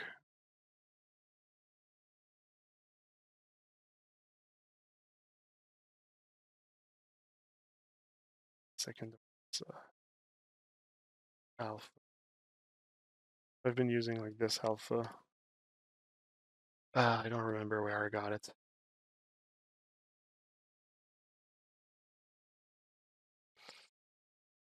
Probably one. I think it's just this one. Let's see. I'm gonna make a test. I'm gonna set aside. Help me also find scale.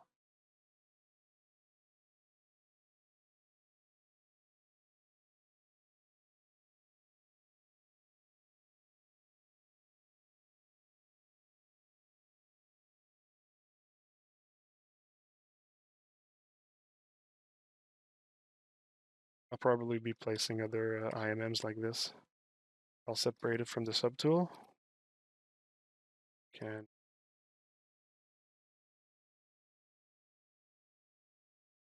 I think it was like this, but I actually needed to inflate.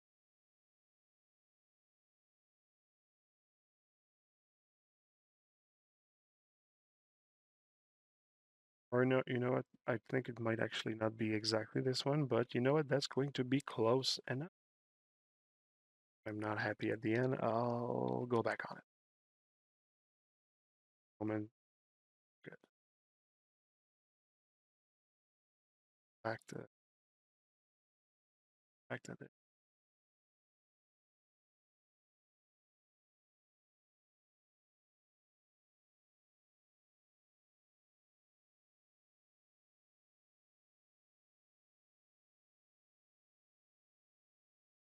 Okay.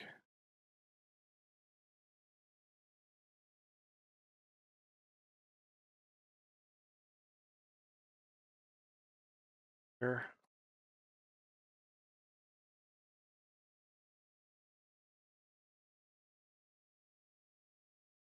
Value was 20. Here's something that I'll do actually about this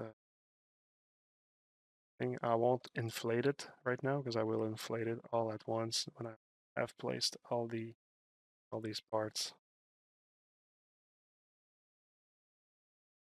Well, I already know that I want one here.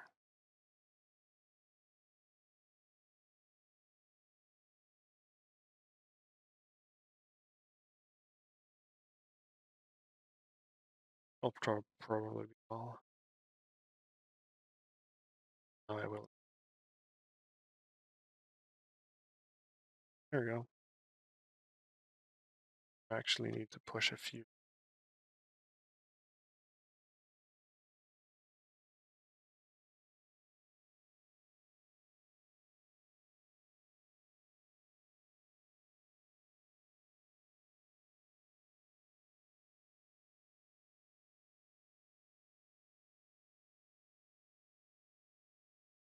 Okay, so now I'm actually going to try something.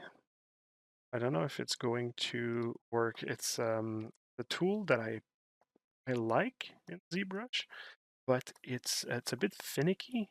And not blaming the tool. I'm mostly blaming my uh, understanding of how to use the tool, or actually, like I know I'm already really not using it correctly. But let's see. So I just want to create some wrinkles around here, and what I'm going to do is I'm going to store a morph target of this, and I'll go into my cloth tools, and I'll say cloth hook. Hey, there you go. And so cloth hook sometimes I use it to just make a base for like the wrinkles. Like for example, like this here near the knee. So yeah, between you and me, this is not incredible cloth work. Here it's a little bit better near the ankle, but just to create that compression of wrinkles, sometimes what I do is I just take cloth hook, and you see like sometimes it can create like kind of like a cool like pattern of things. Like I removed the mesh too much, so it work. But also, sometimes you need to lower the density and lower the subdivision mesh. But you see, you can end up sometimes with like just like a little pattern that can be kind of like appealing. I'll use store morph target to get back where maybe I want too much store morph target.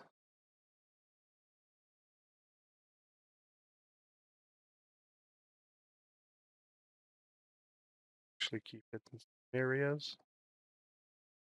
Here, it's not bad. That's some areas there's much like volumes, and it doesn't really welcome to have all the wrinkles. The hand is supposed to be not really loose also, so I'll need to get back like remove some of the compression. But you see, like for like this part here, it's kind of interesting. I might be able to use that.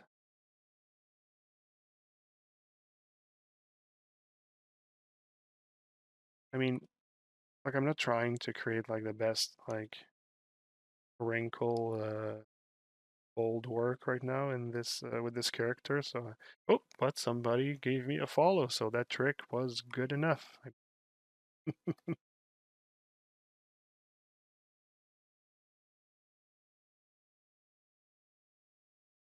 I don't know. I like it. Fine, it's good. Yeah, yeah, it's not bad for something really that simple. It's like not a magical brush, but I find that sometimes it like answers to my really well and really quickly. Let's see if I cannot put wrinkles in the middle of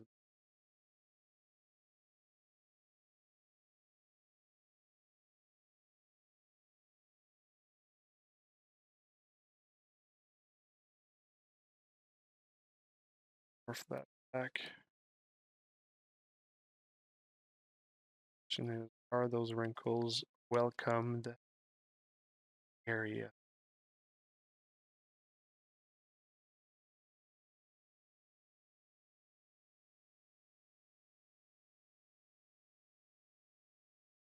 Actually,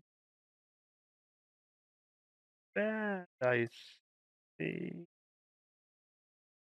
Okay.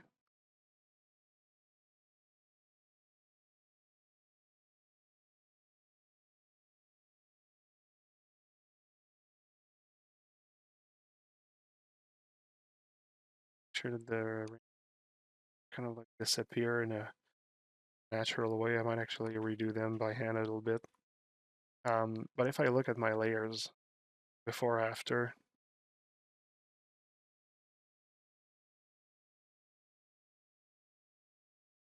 like, yeah, no, that's cool. That's fine.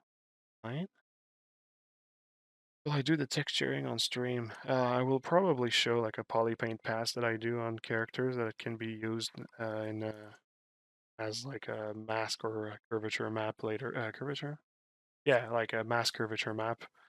And it gives a bit of a feel also of texture inside of the model, inside of the software. So I might show that. Yeah. I'm not going to show my like process in Keyshot because first of all, Keyshot is on another computer, and second of all, it's an old version of Keyshot, not up to date. Method is not up to date. Plus, it's super long. It's very based on like composites and stuff. There's no real magic. Don't consider myself really good at. Yeah, I'm happy you like it. The wrinkle process. It's I use it for I use it now pretty often when I do cloth actually. Um, maybe some cloth that are really more like fall. For example,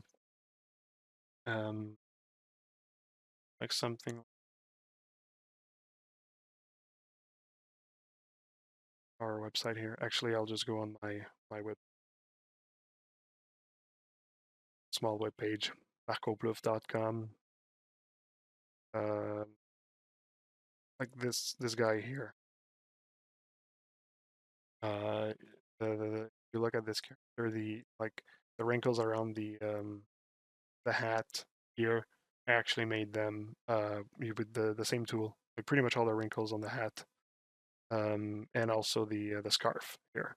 But when it goes to like this here, like the shirt at the bottom, that was marvelous. That was just like a thing that I used marvelous on, just because I really wanted to have like, all this mass and gravity falling on. But yeah, no, a lot of. By the way, this, if you're asking, this was rendered with just ZBrush, and render passes and everything. I think on ZBrush Central, I actually put like a few of the steps that I use to do that, and yeah.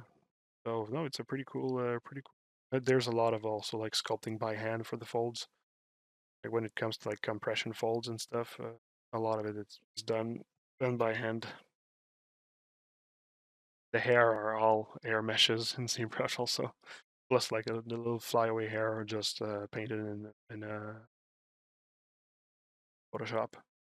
The hair on the dog is actually fiber mesh. I just found good the good ratio for like settings, and it actually ended up rendering pretty well. I'm really happy of how the hair looks on the dog. I was not expecting to actually be a successful method, but it ended up being good enough for my taste.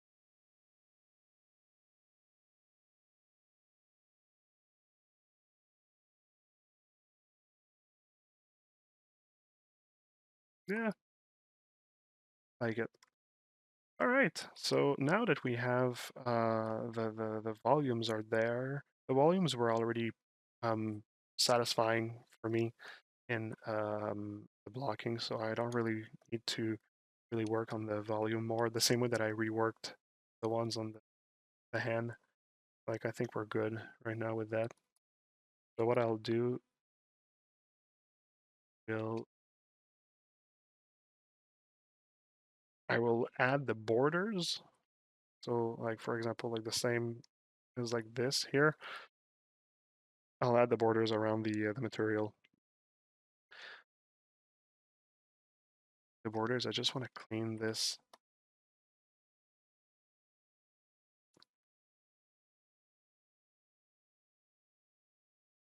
So we kind of like have a better like feeling of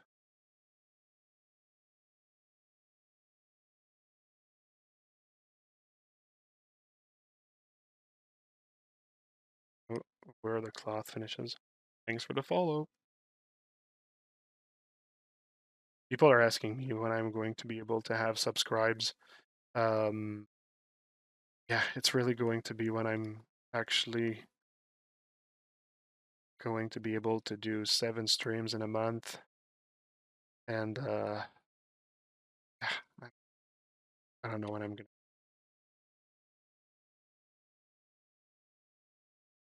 Like I said earlier, with taking care of the baby, taking care of the company, taking care of my other projects. At some point, it's kind of like hard to have time to do everything, right? And when I didn't have a family, when I didn't have all those obligations and those other projects and stuff, I was not understanding how time is precious. I mean, you must not like become sick because you're always chasing after time and seconds and so whatever. But I'm just I guess what I'm trying to say is that it really gives you like another perspective on like how it is to have all the time in the world. And you know what? I'm pretty happy with my situation right now. I can say that, but I can also say that I'm pretty happy with my situation because it's been a very useful lesson, and I'm able to pretty much do everything that I want doing anyway, even in those conditions.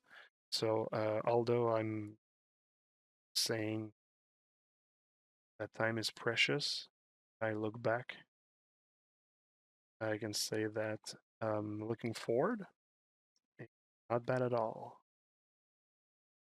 So I just have to switch up a few things. All right, now that the rim is clean, I can put order. It's going to be an automatic process actually. Do I need to keep those layers?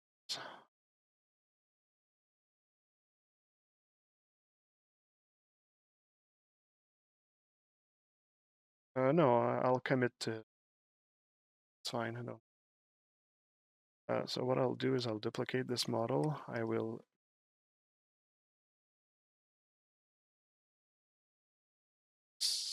out of subdivision. Delete the subdivision. Use the curve tube snap tool. So curve tube snap, draw a line. It draws the tube. So I just want to have somewhat of the same thickness. I think 14. Okay. I think the same. I'll grab. Okay, that's the same material. And since I have different poly groups here, I can pretty much like start drawing a line and press shift. It's going to place the detail all around it like this. So I just need to ask this part, delete what is hidden, and I can apply a dynamic subdivision to make it rounder, and poof, I have order here. It's not perfect yet, but pretty fast to give something. Just a couple of places that it turned on itself a little bit.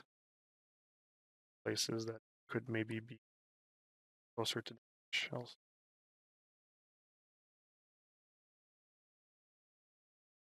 There's never enough time for everything.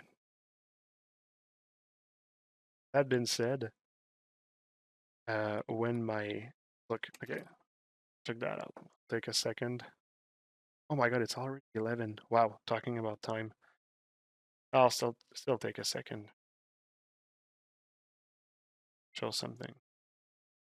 So my kid is a year and a half, and I was able, like when he was born,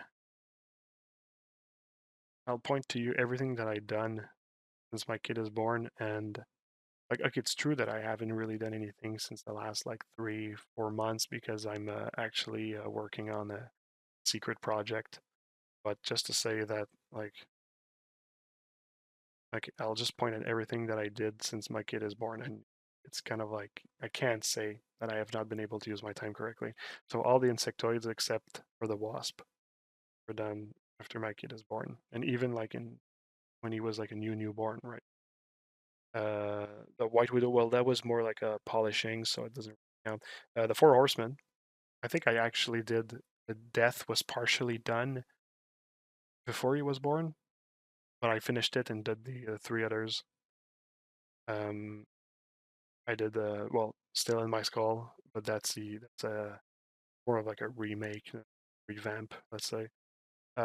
This the Hulk, maybe not. I don't know. Those guys. Uh, this Cyberpunk fan art, Adventure Time, Earthworm Jim, Panzer Samus. This Adventure Time that was done done for my after my kid was born. So so yeah, I mean like there's there's like a way to um manage your time accordingly and do some good stuff. Even with like time constraints and stuff.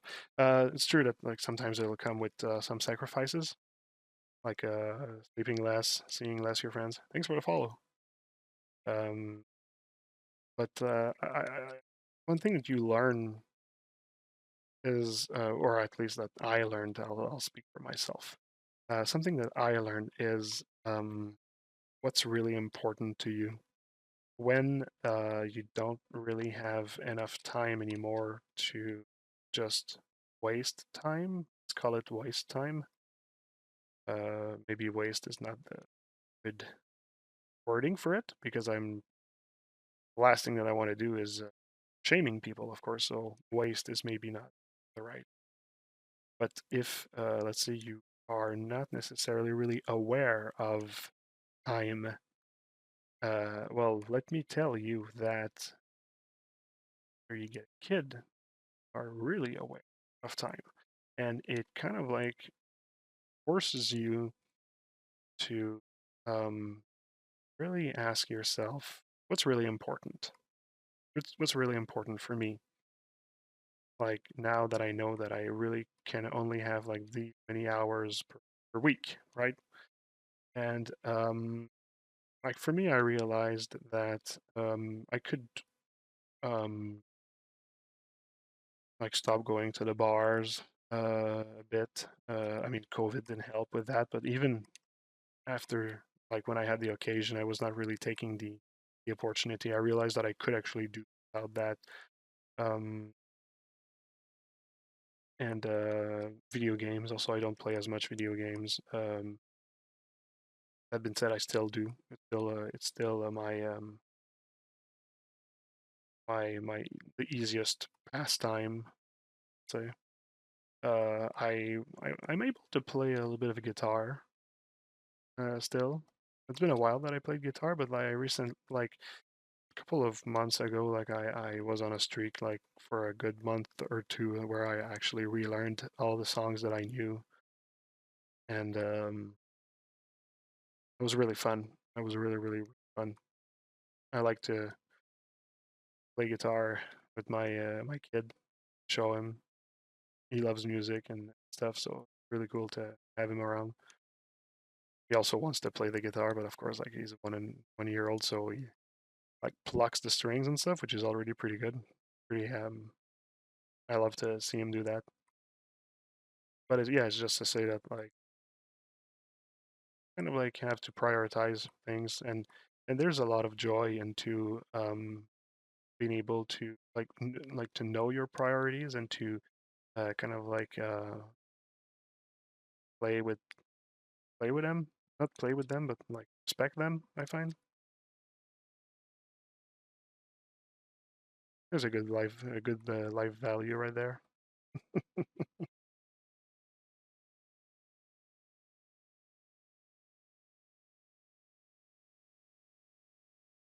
Thanks for the kind words, everyone. Yeah, the Horseman is that's my one of my favorite series, and right I'm actually working on the sequel of the Horseman. That's my little secret project. Don't want to say anything about it too much at the moment, but like I think I'll be expanding on the universe that I created around the Four Horsemen. I think I'll make that my artist series. Like you always see like artists at some point like creating their own world and own stories and stuff. Some make video games with them. I'm thinking about Vitaly with Mortal Shell. That's pretty cool. I loved it. Um, but it's fun. It's fun to see like artists creating their own stuff, and I kind of like put my mind into it, and I brainstormed with a few friends, and I was like, hey, you know what? There's a lot I can do around the world of which the Four Horsemen live. So yeah, I'm kind of like working on that. Really looking forward to see where it's going to place me with me. But for those who follow my Facebook, probably seen that I put a teaser here because found a partner to produce the Four Horsemen in. actual collectibles, and it is super fucking exciting. I'll be honest, guys and gals, this was one of my life goals. One of my life goals. I gave myself years to achieve this, and it seems that it's going to happen. Certainly seems that it's on the right path at least. And I seriously, I mean, one of my life goals was to have a family, and this is working well for the moment. Another of my life goals was to, well, one that's more relating to art was to actually have my own project being produced in a format or a medium that I really like. And I guess that you can tell by my background that I like collectibles, such. So yeah, be able to have found a partner, produce those is uh, a great privilege that I worked hard for, but still very lucky.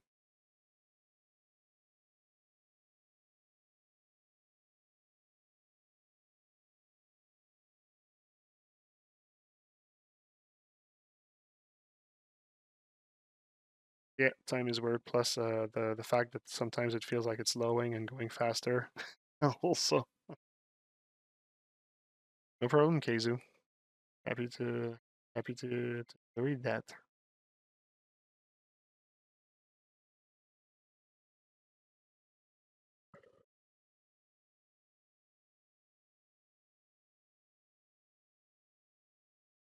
Yeah, yeah, yeah. The tattoo lord. Yep, can't wait to show it. Yeah, I tried VR sculpting. It's super fun. It is so fun, but it is really hard, and I get frustrated super quickly. I actually know also what I need, but I didn't find like a software that's able to do it. And what I need is a fake tactile control to know that like when you're like sculpting and you're like touching the thing, like have the feeling that there's like a pressure, or maybe have like the the remote vibrating to like let you know how deep you're pressing on the mesh, like to act as the kind of like intensity of your pen press.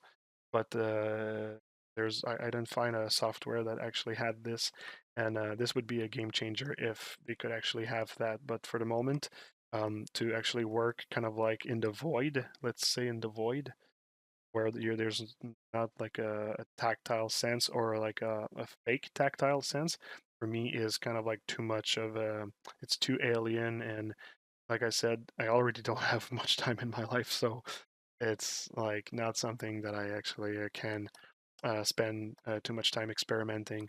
So I played around with it. I played a few good games on the VR. Half-Life Alex was super cool. Beat Saber, pretty nice party game. Um, a lot of others, fun. But yeah, I wished that I wish that I had the time to play more to test those. But alas, I decided to put my priorities somewhere else. Like one of my priorities is I want to learn how to paint my own sculptures, and I think I actually found a nope, not I think, but I did find a teacher that will teach me. And I'm about to go buy all the stuff to paint, so I can actually learn and practice. So I'll be spending hours per week, not much, but a few hours per week, uh, trying to learn how to paint. Because I know how to model, I know how to print, I have my own printer, but I do not know how to paint, and it's the part that's missing.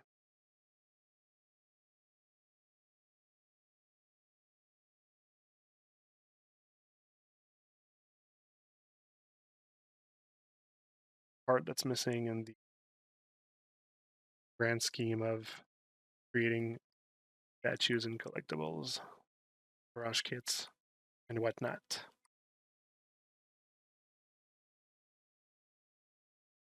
How's it going, Andrew?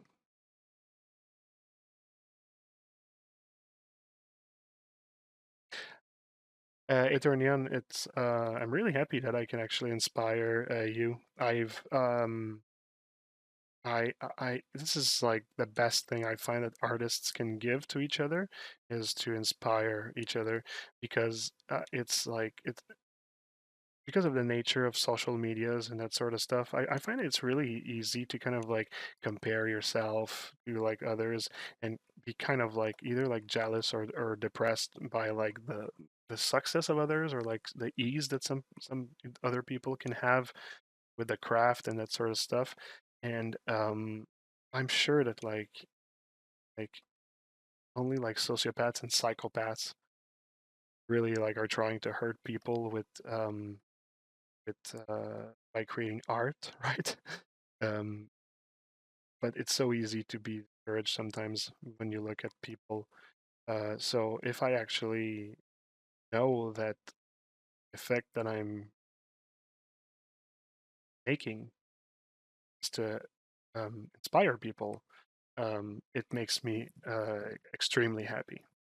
Extremely happy because God knows that uh, I wish the best for everyone.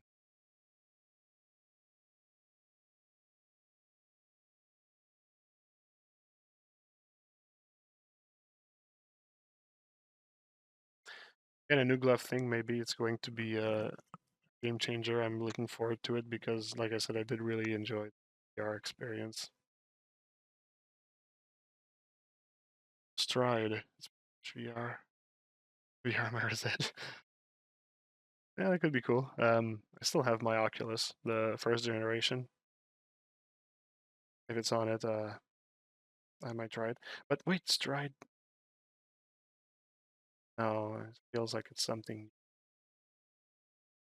I played like this like game where you're somebody that like goes around, jump around. You have a bow and you shoot at stuff, and I found that was actually really cool. But the problem with that game is that it was making my shoulders really tired really quickly, and I already have not the healthiest shoulders, so I kind of like have to make sure to keep my shoulder energy for one, being able to hold my son in my arms, and two, um, do VR, do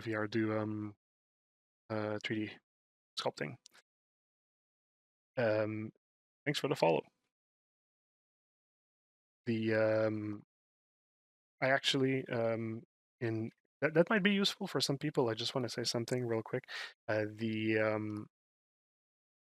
um, I know that there's a lot of people that actually have like shoulder pain, that sort of stuff. It's really common amongst artists, and I can tell you my personal experience with that. Um, my personal experience is that I started to have major shoulder pain at some point out of nowhere, and was pretty hard to live in pain. And at some point, I started to take ibuprofens, like Tylenol and stuff, whatever, like pretty much every day. To a point that I fucked up my stomach, not my stomach, my liver, and started on the liver those in the low grade painkillers, and I actually lived with stomach pains and liver pains for a good while afterwards. So kind of like could not really use like painkillers anymore, and I went to go well, pretty much at the same time I was going to see a physician to figure out how to help me and the exercises to reinforce my back muscles because since you're every day you're like this drawing, you're kind of like contracting the front of the body. The back of the body is an extension. A muscle that's too long in extension kind of like loses its power, whatever. I'm not using the right terms, but the moment that I started to really do like the exercise that my physio gave me, um, it started to really make me feel better, and it was kind of hard to keep doing the exercises and stuff.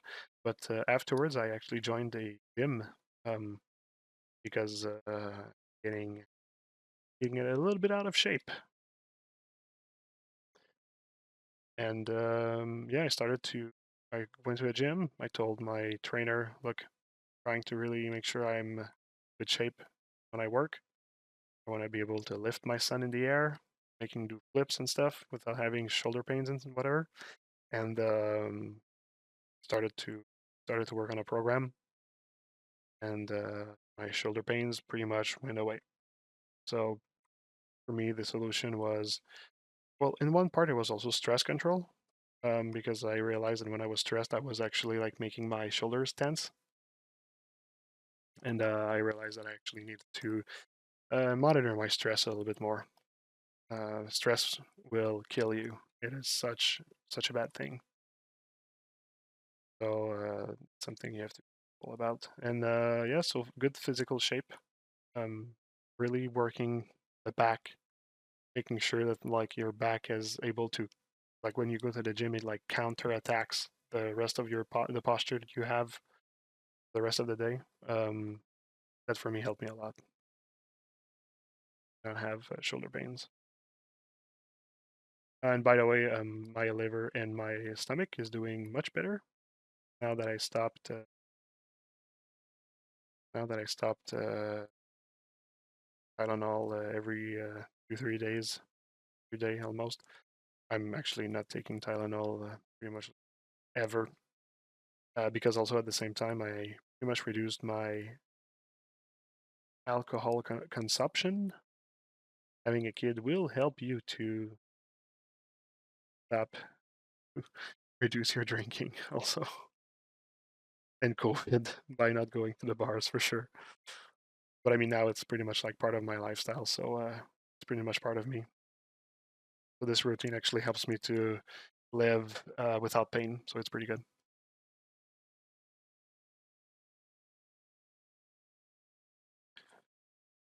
Hey Zeta, substance modeler seem very cool, but yeah. Substance modeler is on VR. It's interesting. Yeah, the whole thing about moving and stuff is really nice about VR. I really liked. Oh, also Super Hot was good on VR. That game you really had to like move around, and even if it's slow, it was good. It was a good workout. I like it. That's the thing that I really like about VR actually, moving around and such.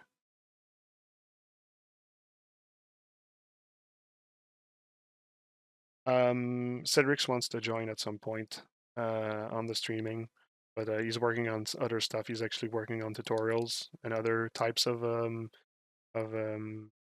like learning, teaching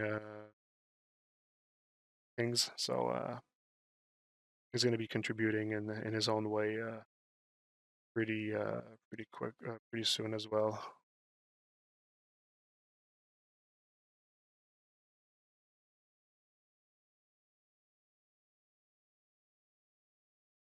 Oh, Andrew, it's weird, eh? I never had lower back pain, and I was playing guitar sitting down so much. I but you see, like I find that my posture is I'm pretty straight when I'm sitting. Like my for example, like this is like my Cintiq, right? So it's a little bit lower here, and I have my head looking down, but I try to keep like my head still like straight a little bit, and it's weird for me. I don't have the back pain that like, a lot of people have, but you know what? I'm sure that there is like another exercise that can help to counterattack um the back pain that you have because of posture problems.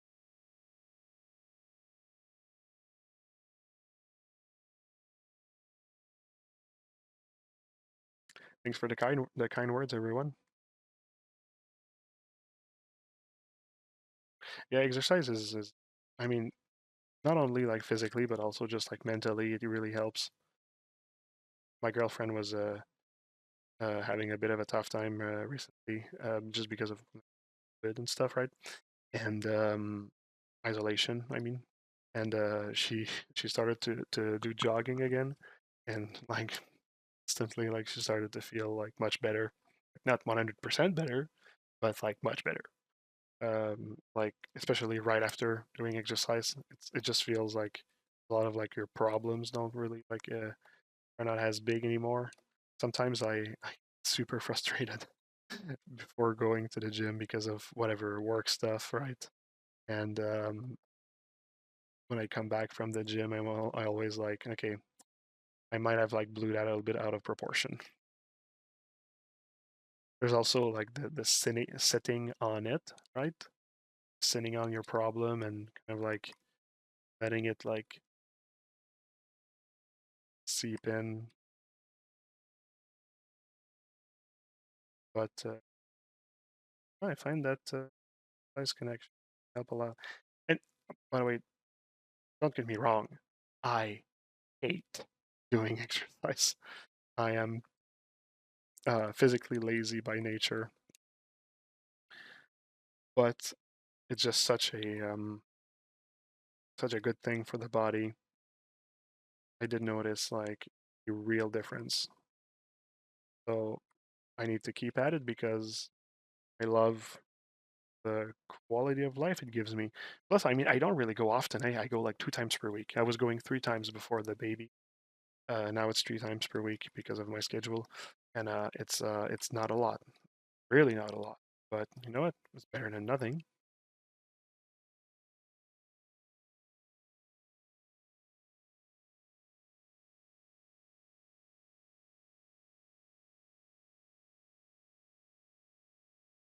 Yeah, super hot's a good entry VR game. Same as a Beat Saber. Yeah, wrist pain. Some people have that. Suck a lot.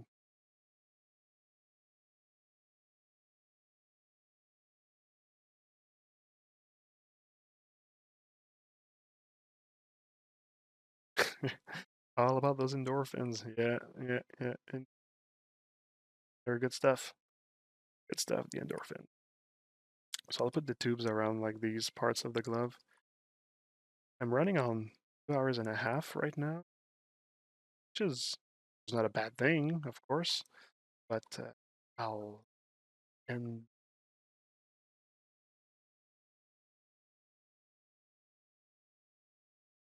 I have my baby on the baby monitor right here.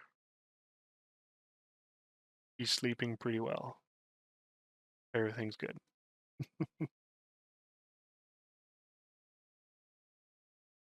And I need to duplicate this.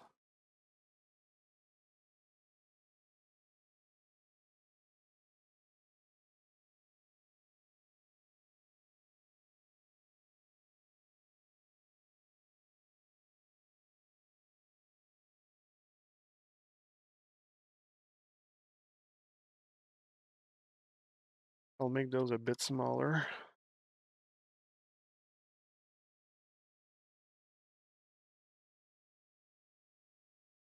I'll make them a little bit more tucked.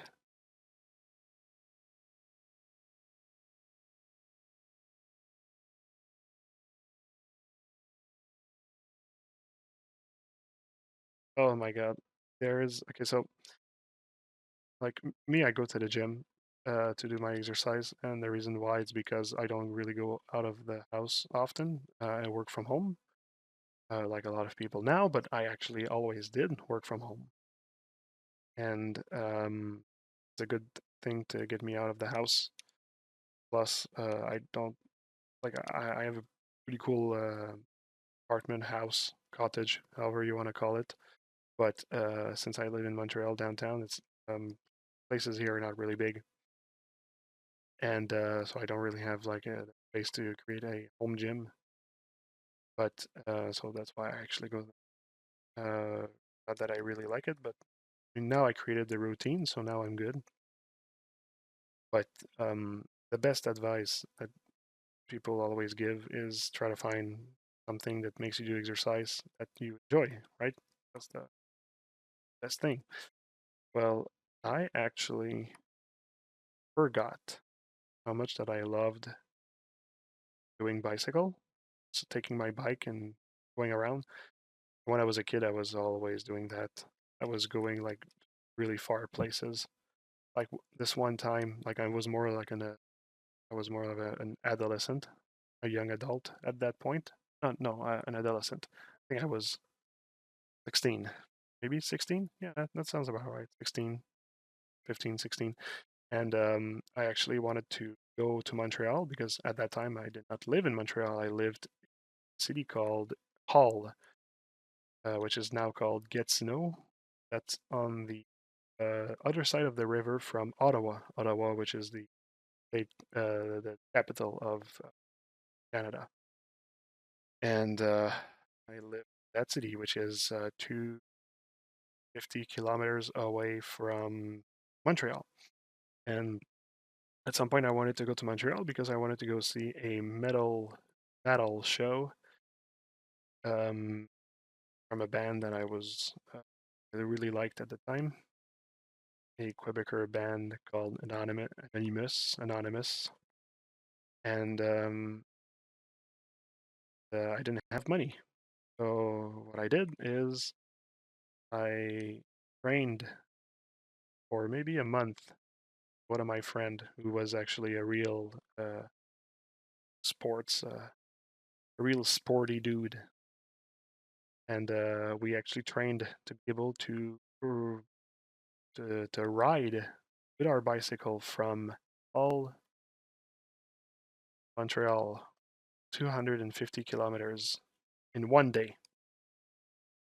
That's a lot, and did it. Um, not completely. It was a very hard trip, and about 3/4 of the way to Montreal, I was unable to pedal anymore. There was so much lactic acid in my muscles. I was actually unable to. It's not even that like I didn't want. It's that I was unable. It was not moving. So I actually had aunt, aunt, aunt who lived a city nearby. So I called her and I was like, all right, sorry, I'm in a bad spot. Me and my friend was fine, but me, I'm not able to ride anymore. I'm done. And she was kind enough. She came and picked us up, and she drove us to the city next to Montreal. It's called Laval, and she actually dropped us there. From Laval, just had maybe like an hour or an hour and a half more of bicycle to do, and I was able to rest a little bit, and then we did it. I mean, the point was like to not be on a fucking highway with bicycles while it's dark. The whole point, right? But like when she dropped us in Laval, we were fine. And when I arrived at the apartment that my friend, she actually gave us her apartment for the weekend. She was not there, and when I arrived at the apartment, I was the most destroyed that I could ever be. It was the biggest physical effort that I did in my life. Oh, no way. There was also climbing that mountain in Japan at like fucking 30 degrees Celsius in August with the humidity and everything. That was also pretty taxing. But yeah, no, that was a story.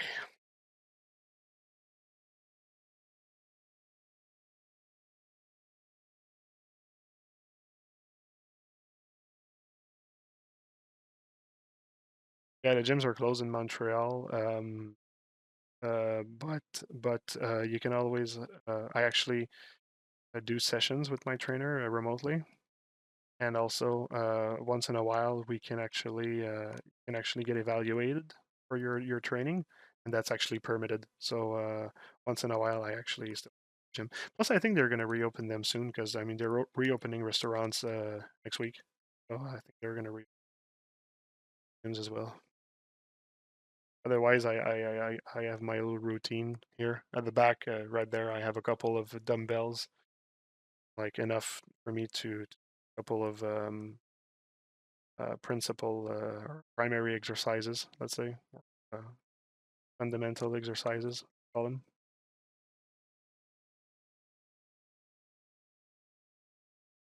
Yeah, that's a lot in one day. That bicycle trip was really something. On to the rescue. Was it worth it? Yeah, it was a great show. It was awesome.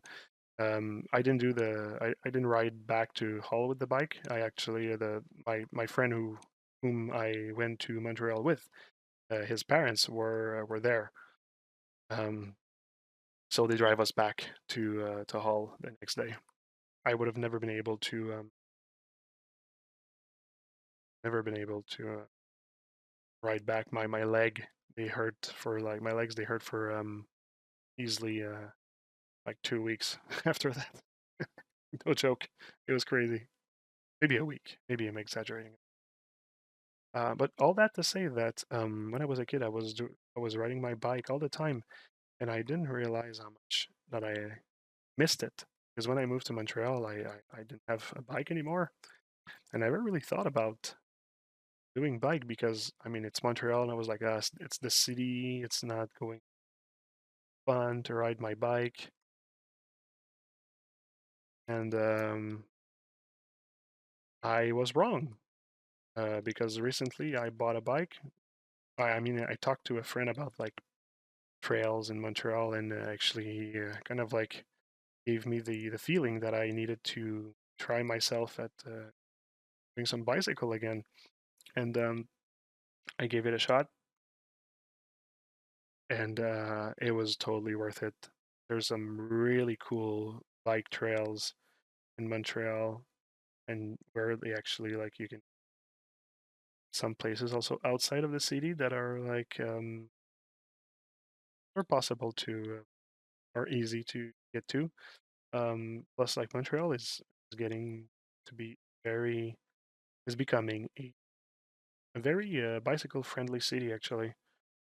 Some people hate it, especially the drivers, because like sometimes they actually kind of like made some street smaller because they wanted to create a bicycle path on it. But I don't know. I find it's pretty great. I'm a walker, a driver, and a bicycle, yeah, and a biker, cyclist, I'd say maybe. And I really appreciate that Montreal is adaptable for cyclists. I started to do that last summer. I actually also had my kid at the back, little kid seat. So it was fun to actually go around, do like picnics and stuff with the baby and the girlfriend. It was really nice.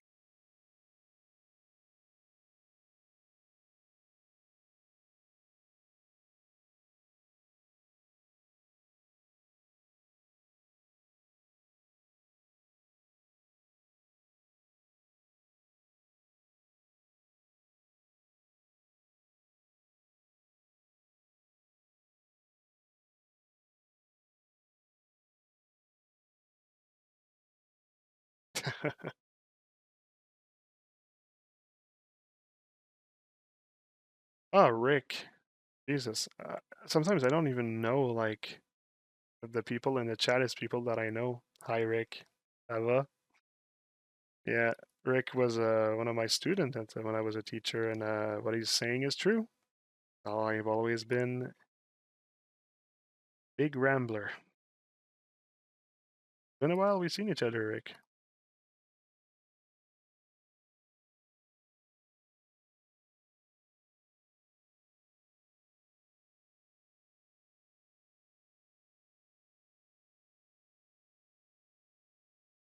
I think cyclists all around the world are not appreciated. But I understand why, because as a driver, I'm often like, fucking cyclists. Like, it's super stressful. You don't even know if there's like one beside you, and You always feel like you're gonna crush them by accident. Yeah, yeah, yeah, Rick, whatever. That's actually accurate. All right, so I placed the stitches back. Wow, we're going on a 3-hour stream right there.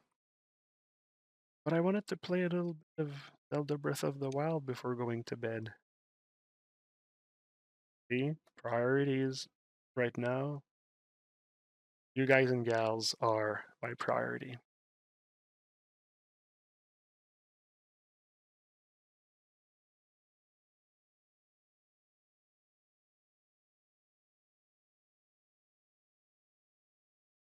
Another city that is known as a bike-friendly city I actually went to and really loved was Kyoto, Japan.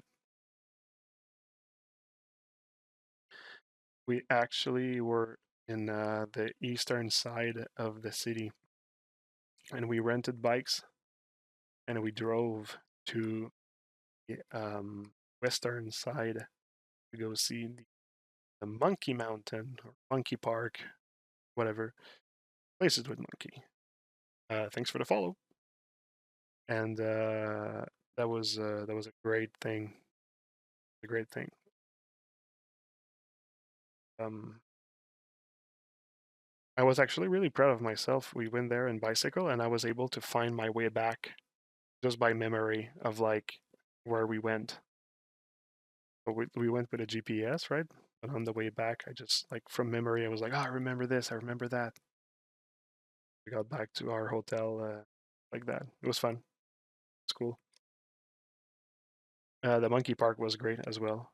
Um, one of my friend who actually now lives in Japan. One of my friends told me like, oh, when you go to the monkey park, there's one thing you need to do because it's the best thing. It's look, stare a monkey in his eyes. And he said like, oh, on the like there's going to be warnings to not do that in at the park entrance, but you have to do it. And when I thought about it, when I went to the park, I was like, you know what? I'm not going to listen to his advice because I am sure that he just wants me to get in trouble. And yes, it seems that if you do stare a monkey in the eyes, especially that kind of monkey, which I don't remember what it was, but if you stare them down, they will go ape shit on your ass. No pun intended. So, yep. So I will tell you, if you ever go to Kyoto and you go to the monkey park, I will tell you not um,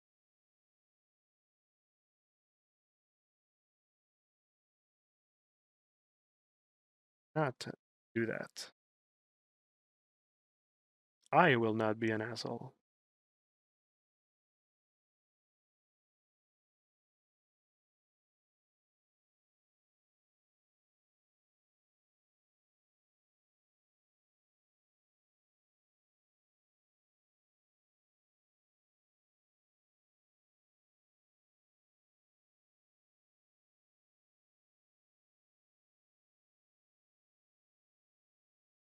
All right, what's left to do?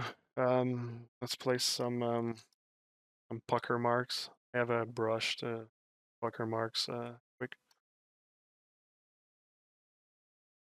Here you go. Here. I'll place a morph target because often I feel that I need to erase a bit to create like the. It's a bit too much. I'll need to remove. Oops, I'm missing a stitch here. I'll place the pucker marks and you.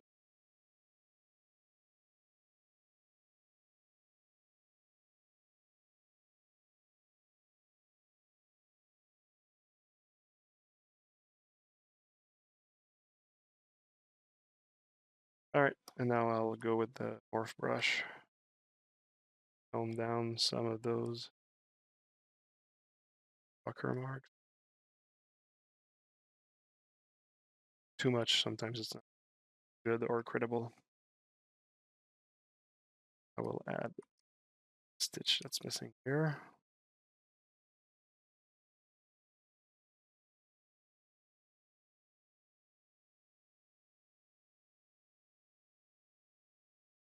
Go.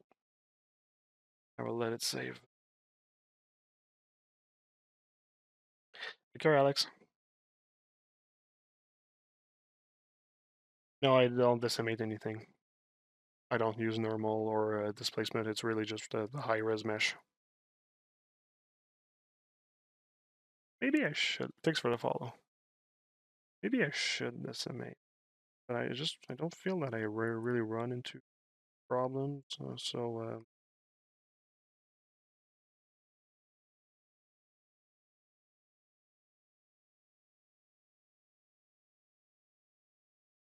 Okay, I will add a couple of pressure folds.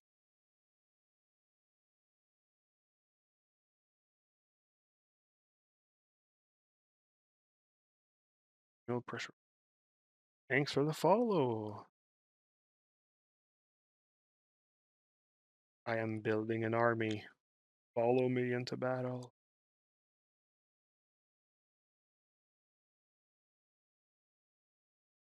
Army of inspiring other artists. Let's inspire people to get inspired to make awesome art. Inspire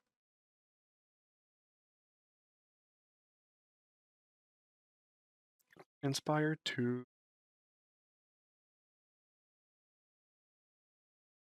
get rest and let go of doing art. Or at least to not being depressed too long and to get back up and do art, because being depressed and having emotions is fine. All the emotions are fine.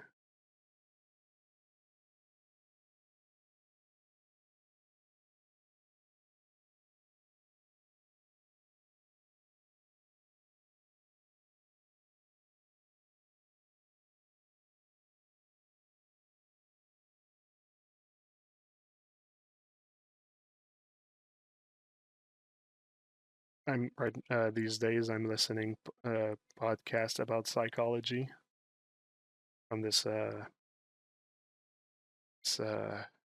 shrink in Seattle called Kirk Onda. He has a pretty cool podcast about all things psychology and whatever.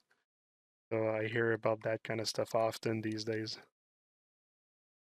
Emotions, respecting emotions, validating emotions, and that. And I try to spread the love.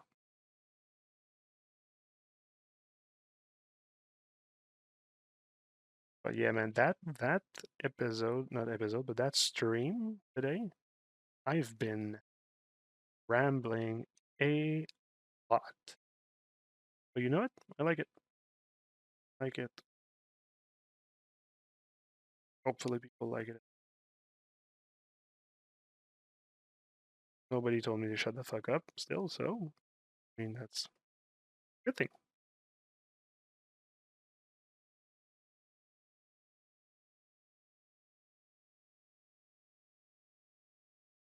I am just batendo.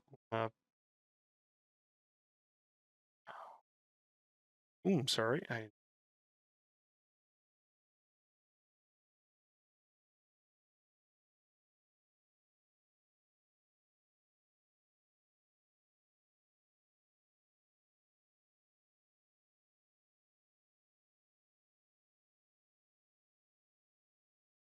Yeah, writer's block for 3D. God knows that I know that. The way that I fight it is by just opening brush strokes until it comes not giving myself pressure, expectations. I give myself permission to suck, which is a great thing. Yourself giving you this permission. 0.9 It's more freedom, more peace, and point duration will come back. Or sometimes you just need a break also. No need to force it. Like me when I was driving from Hull to Montreal, at some point I knew I was like, yep, my muscles they're done. It's done. Uh, Finito bandito.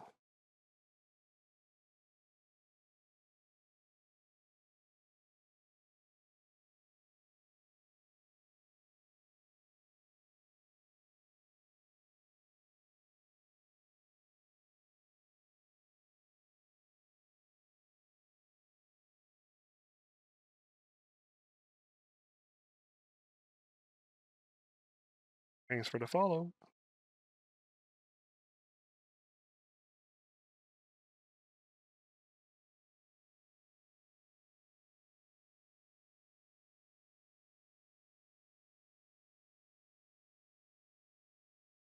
Some people are talking in codes in the chat.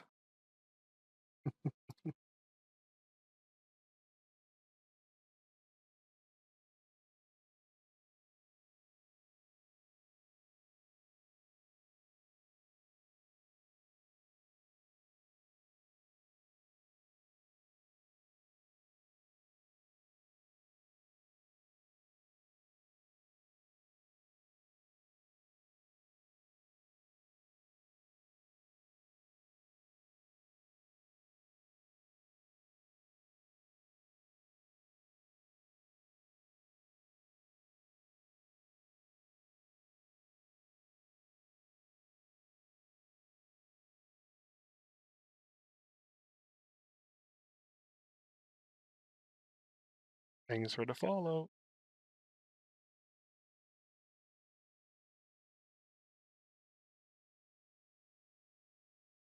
All right, are we done? Are we done with that? Are we done with the Kevlar glove thingy? Wow, I think we're done. Looking at it compared to the leg also. There we are. All right. So in summary, I didn't do a lot today. Did the glove here, spark, split, cleaned. Uh, there was a lot of adjustment on the hand. That's where I actually lost last time. I placed the fingers, adjusted the fingers as well. You know what? After all, that might have not been that much of a bad thing to show the finger part here, because I mean it's still like a valid thing to as a technique to reuse parts sometimes. But I was able to show it. Eventually, when the arm's going to be finished, I'll place it here. So yeah, next stream, what I might be doing is making that blade part here. Going to be a bit of exploration. That might be interesting because I'll need to explore the design because the design is pretty bare, and I kind of like an idea of like what it should look like, but I don't know. I actually need to find a couple of reference and such. Just left myself a note. But yeah, I'll try to work on the blade. Maybe finish the forearm also, since the only part that's left is like this piece here. Oh, there's the shoulder thing, shoulder. Wow, elbow thing at the back. I am getting tired. And at some point, I'll work on the upper arm. Arm will be finished. Then on the body, and I will finish with the head. Then placing the character, maybe doing some texture, and that actually might be it for this character. But that's still in a while. There's going to be a couple of more streams before I actually. Yeah, there's going to be a lot of rinse and repeat, talking, babbling, more. Hopefully, hopefully the people will still be here. Hear me have a monologue. Okay. You know what? I think that I'm going to call it done for tonight. So there we go. Save my file. Ah, what are you beautiful people saying?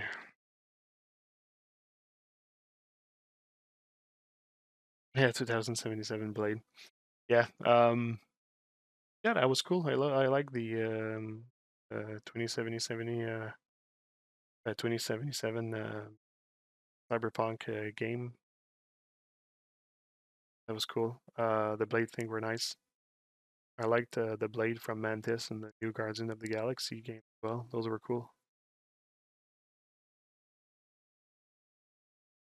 Yeah, actually, well, that's the thing is there's many different approach to like cleaning the character. If you look at the past streams when I show panel loop and or like working with blocks and stuff or reusing um, pieces to create new pieces, those are all like valid techniques. And the whole point of is that I try to work in the most efficient way that I can because I mean creating a polished character like this is a lot of it's really time consuming. So the goal is to really find the best like the ways to go as fast as possible, right? And efficiency is the key here. And I find that you kind of like need to know a couple of techniques to know which one is going to be faster, and especially when it comes to like which parts are important on the character because they're not all important. When I'll be working on the face, I mean, you'll see me splitting things in much more subtools, right? Because I know that if I do screenshots, I'm probably going to use the head for some of the screenshots, thumbnails and close-ups.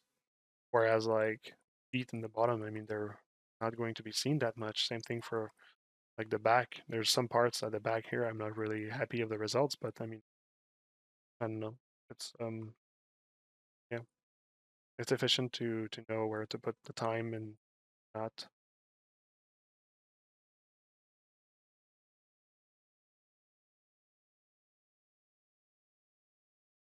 No problem, Mario. No problem, Kirmako. Sorry, I had a hard time.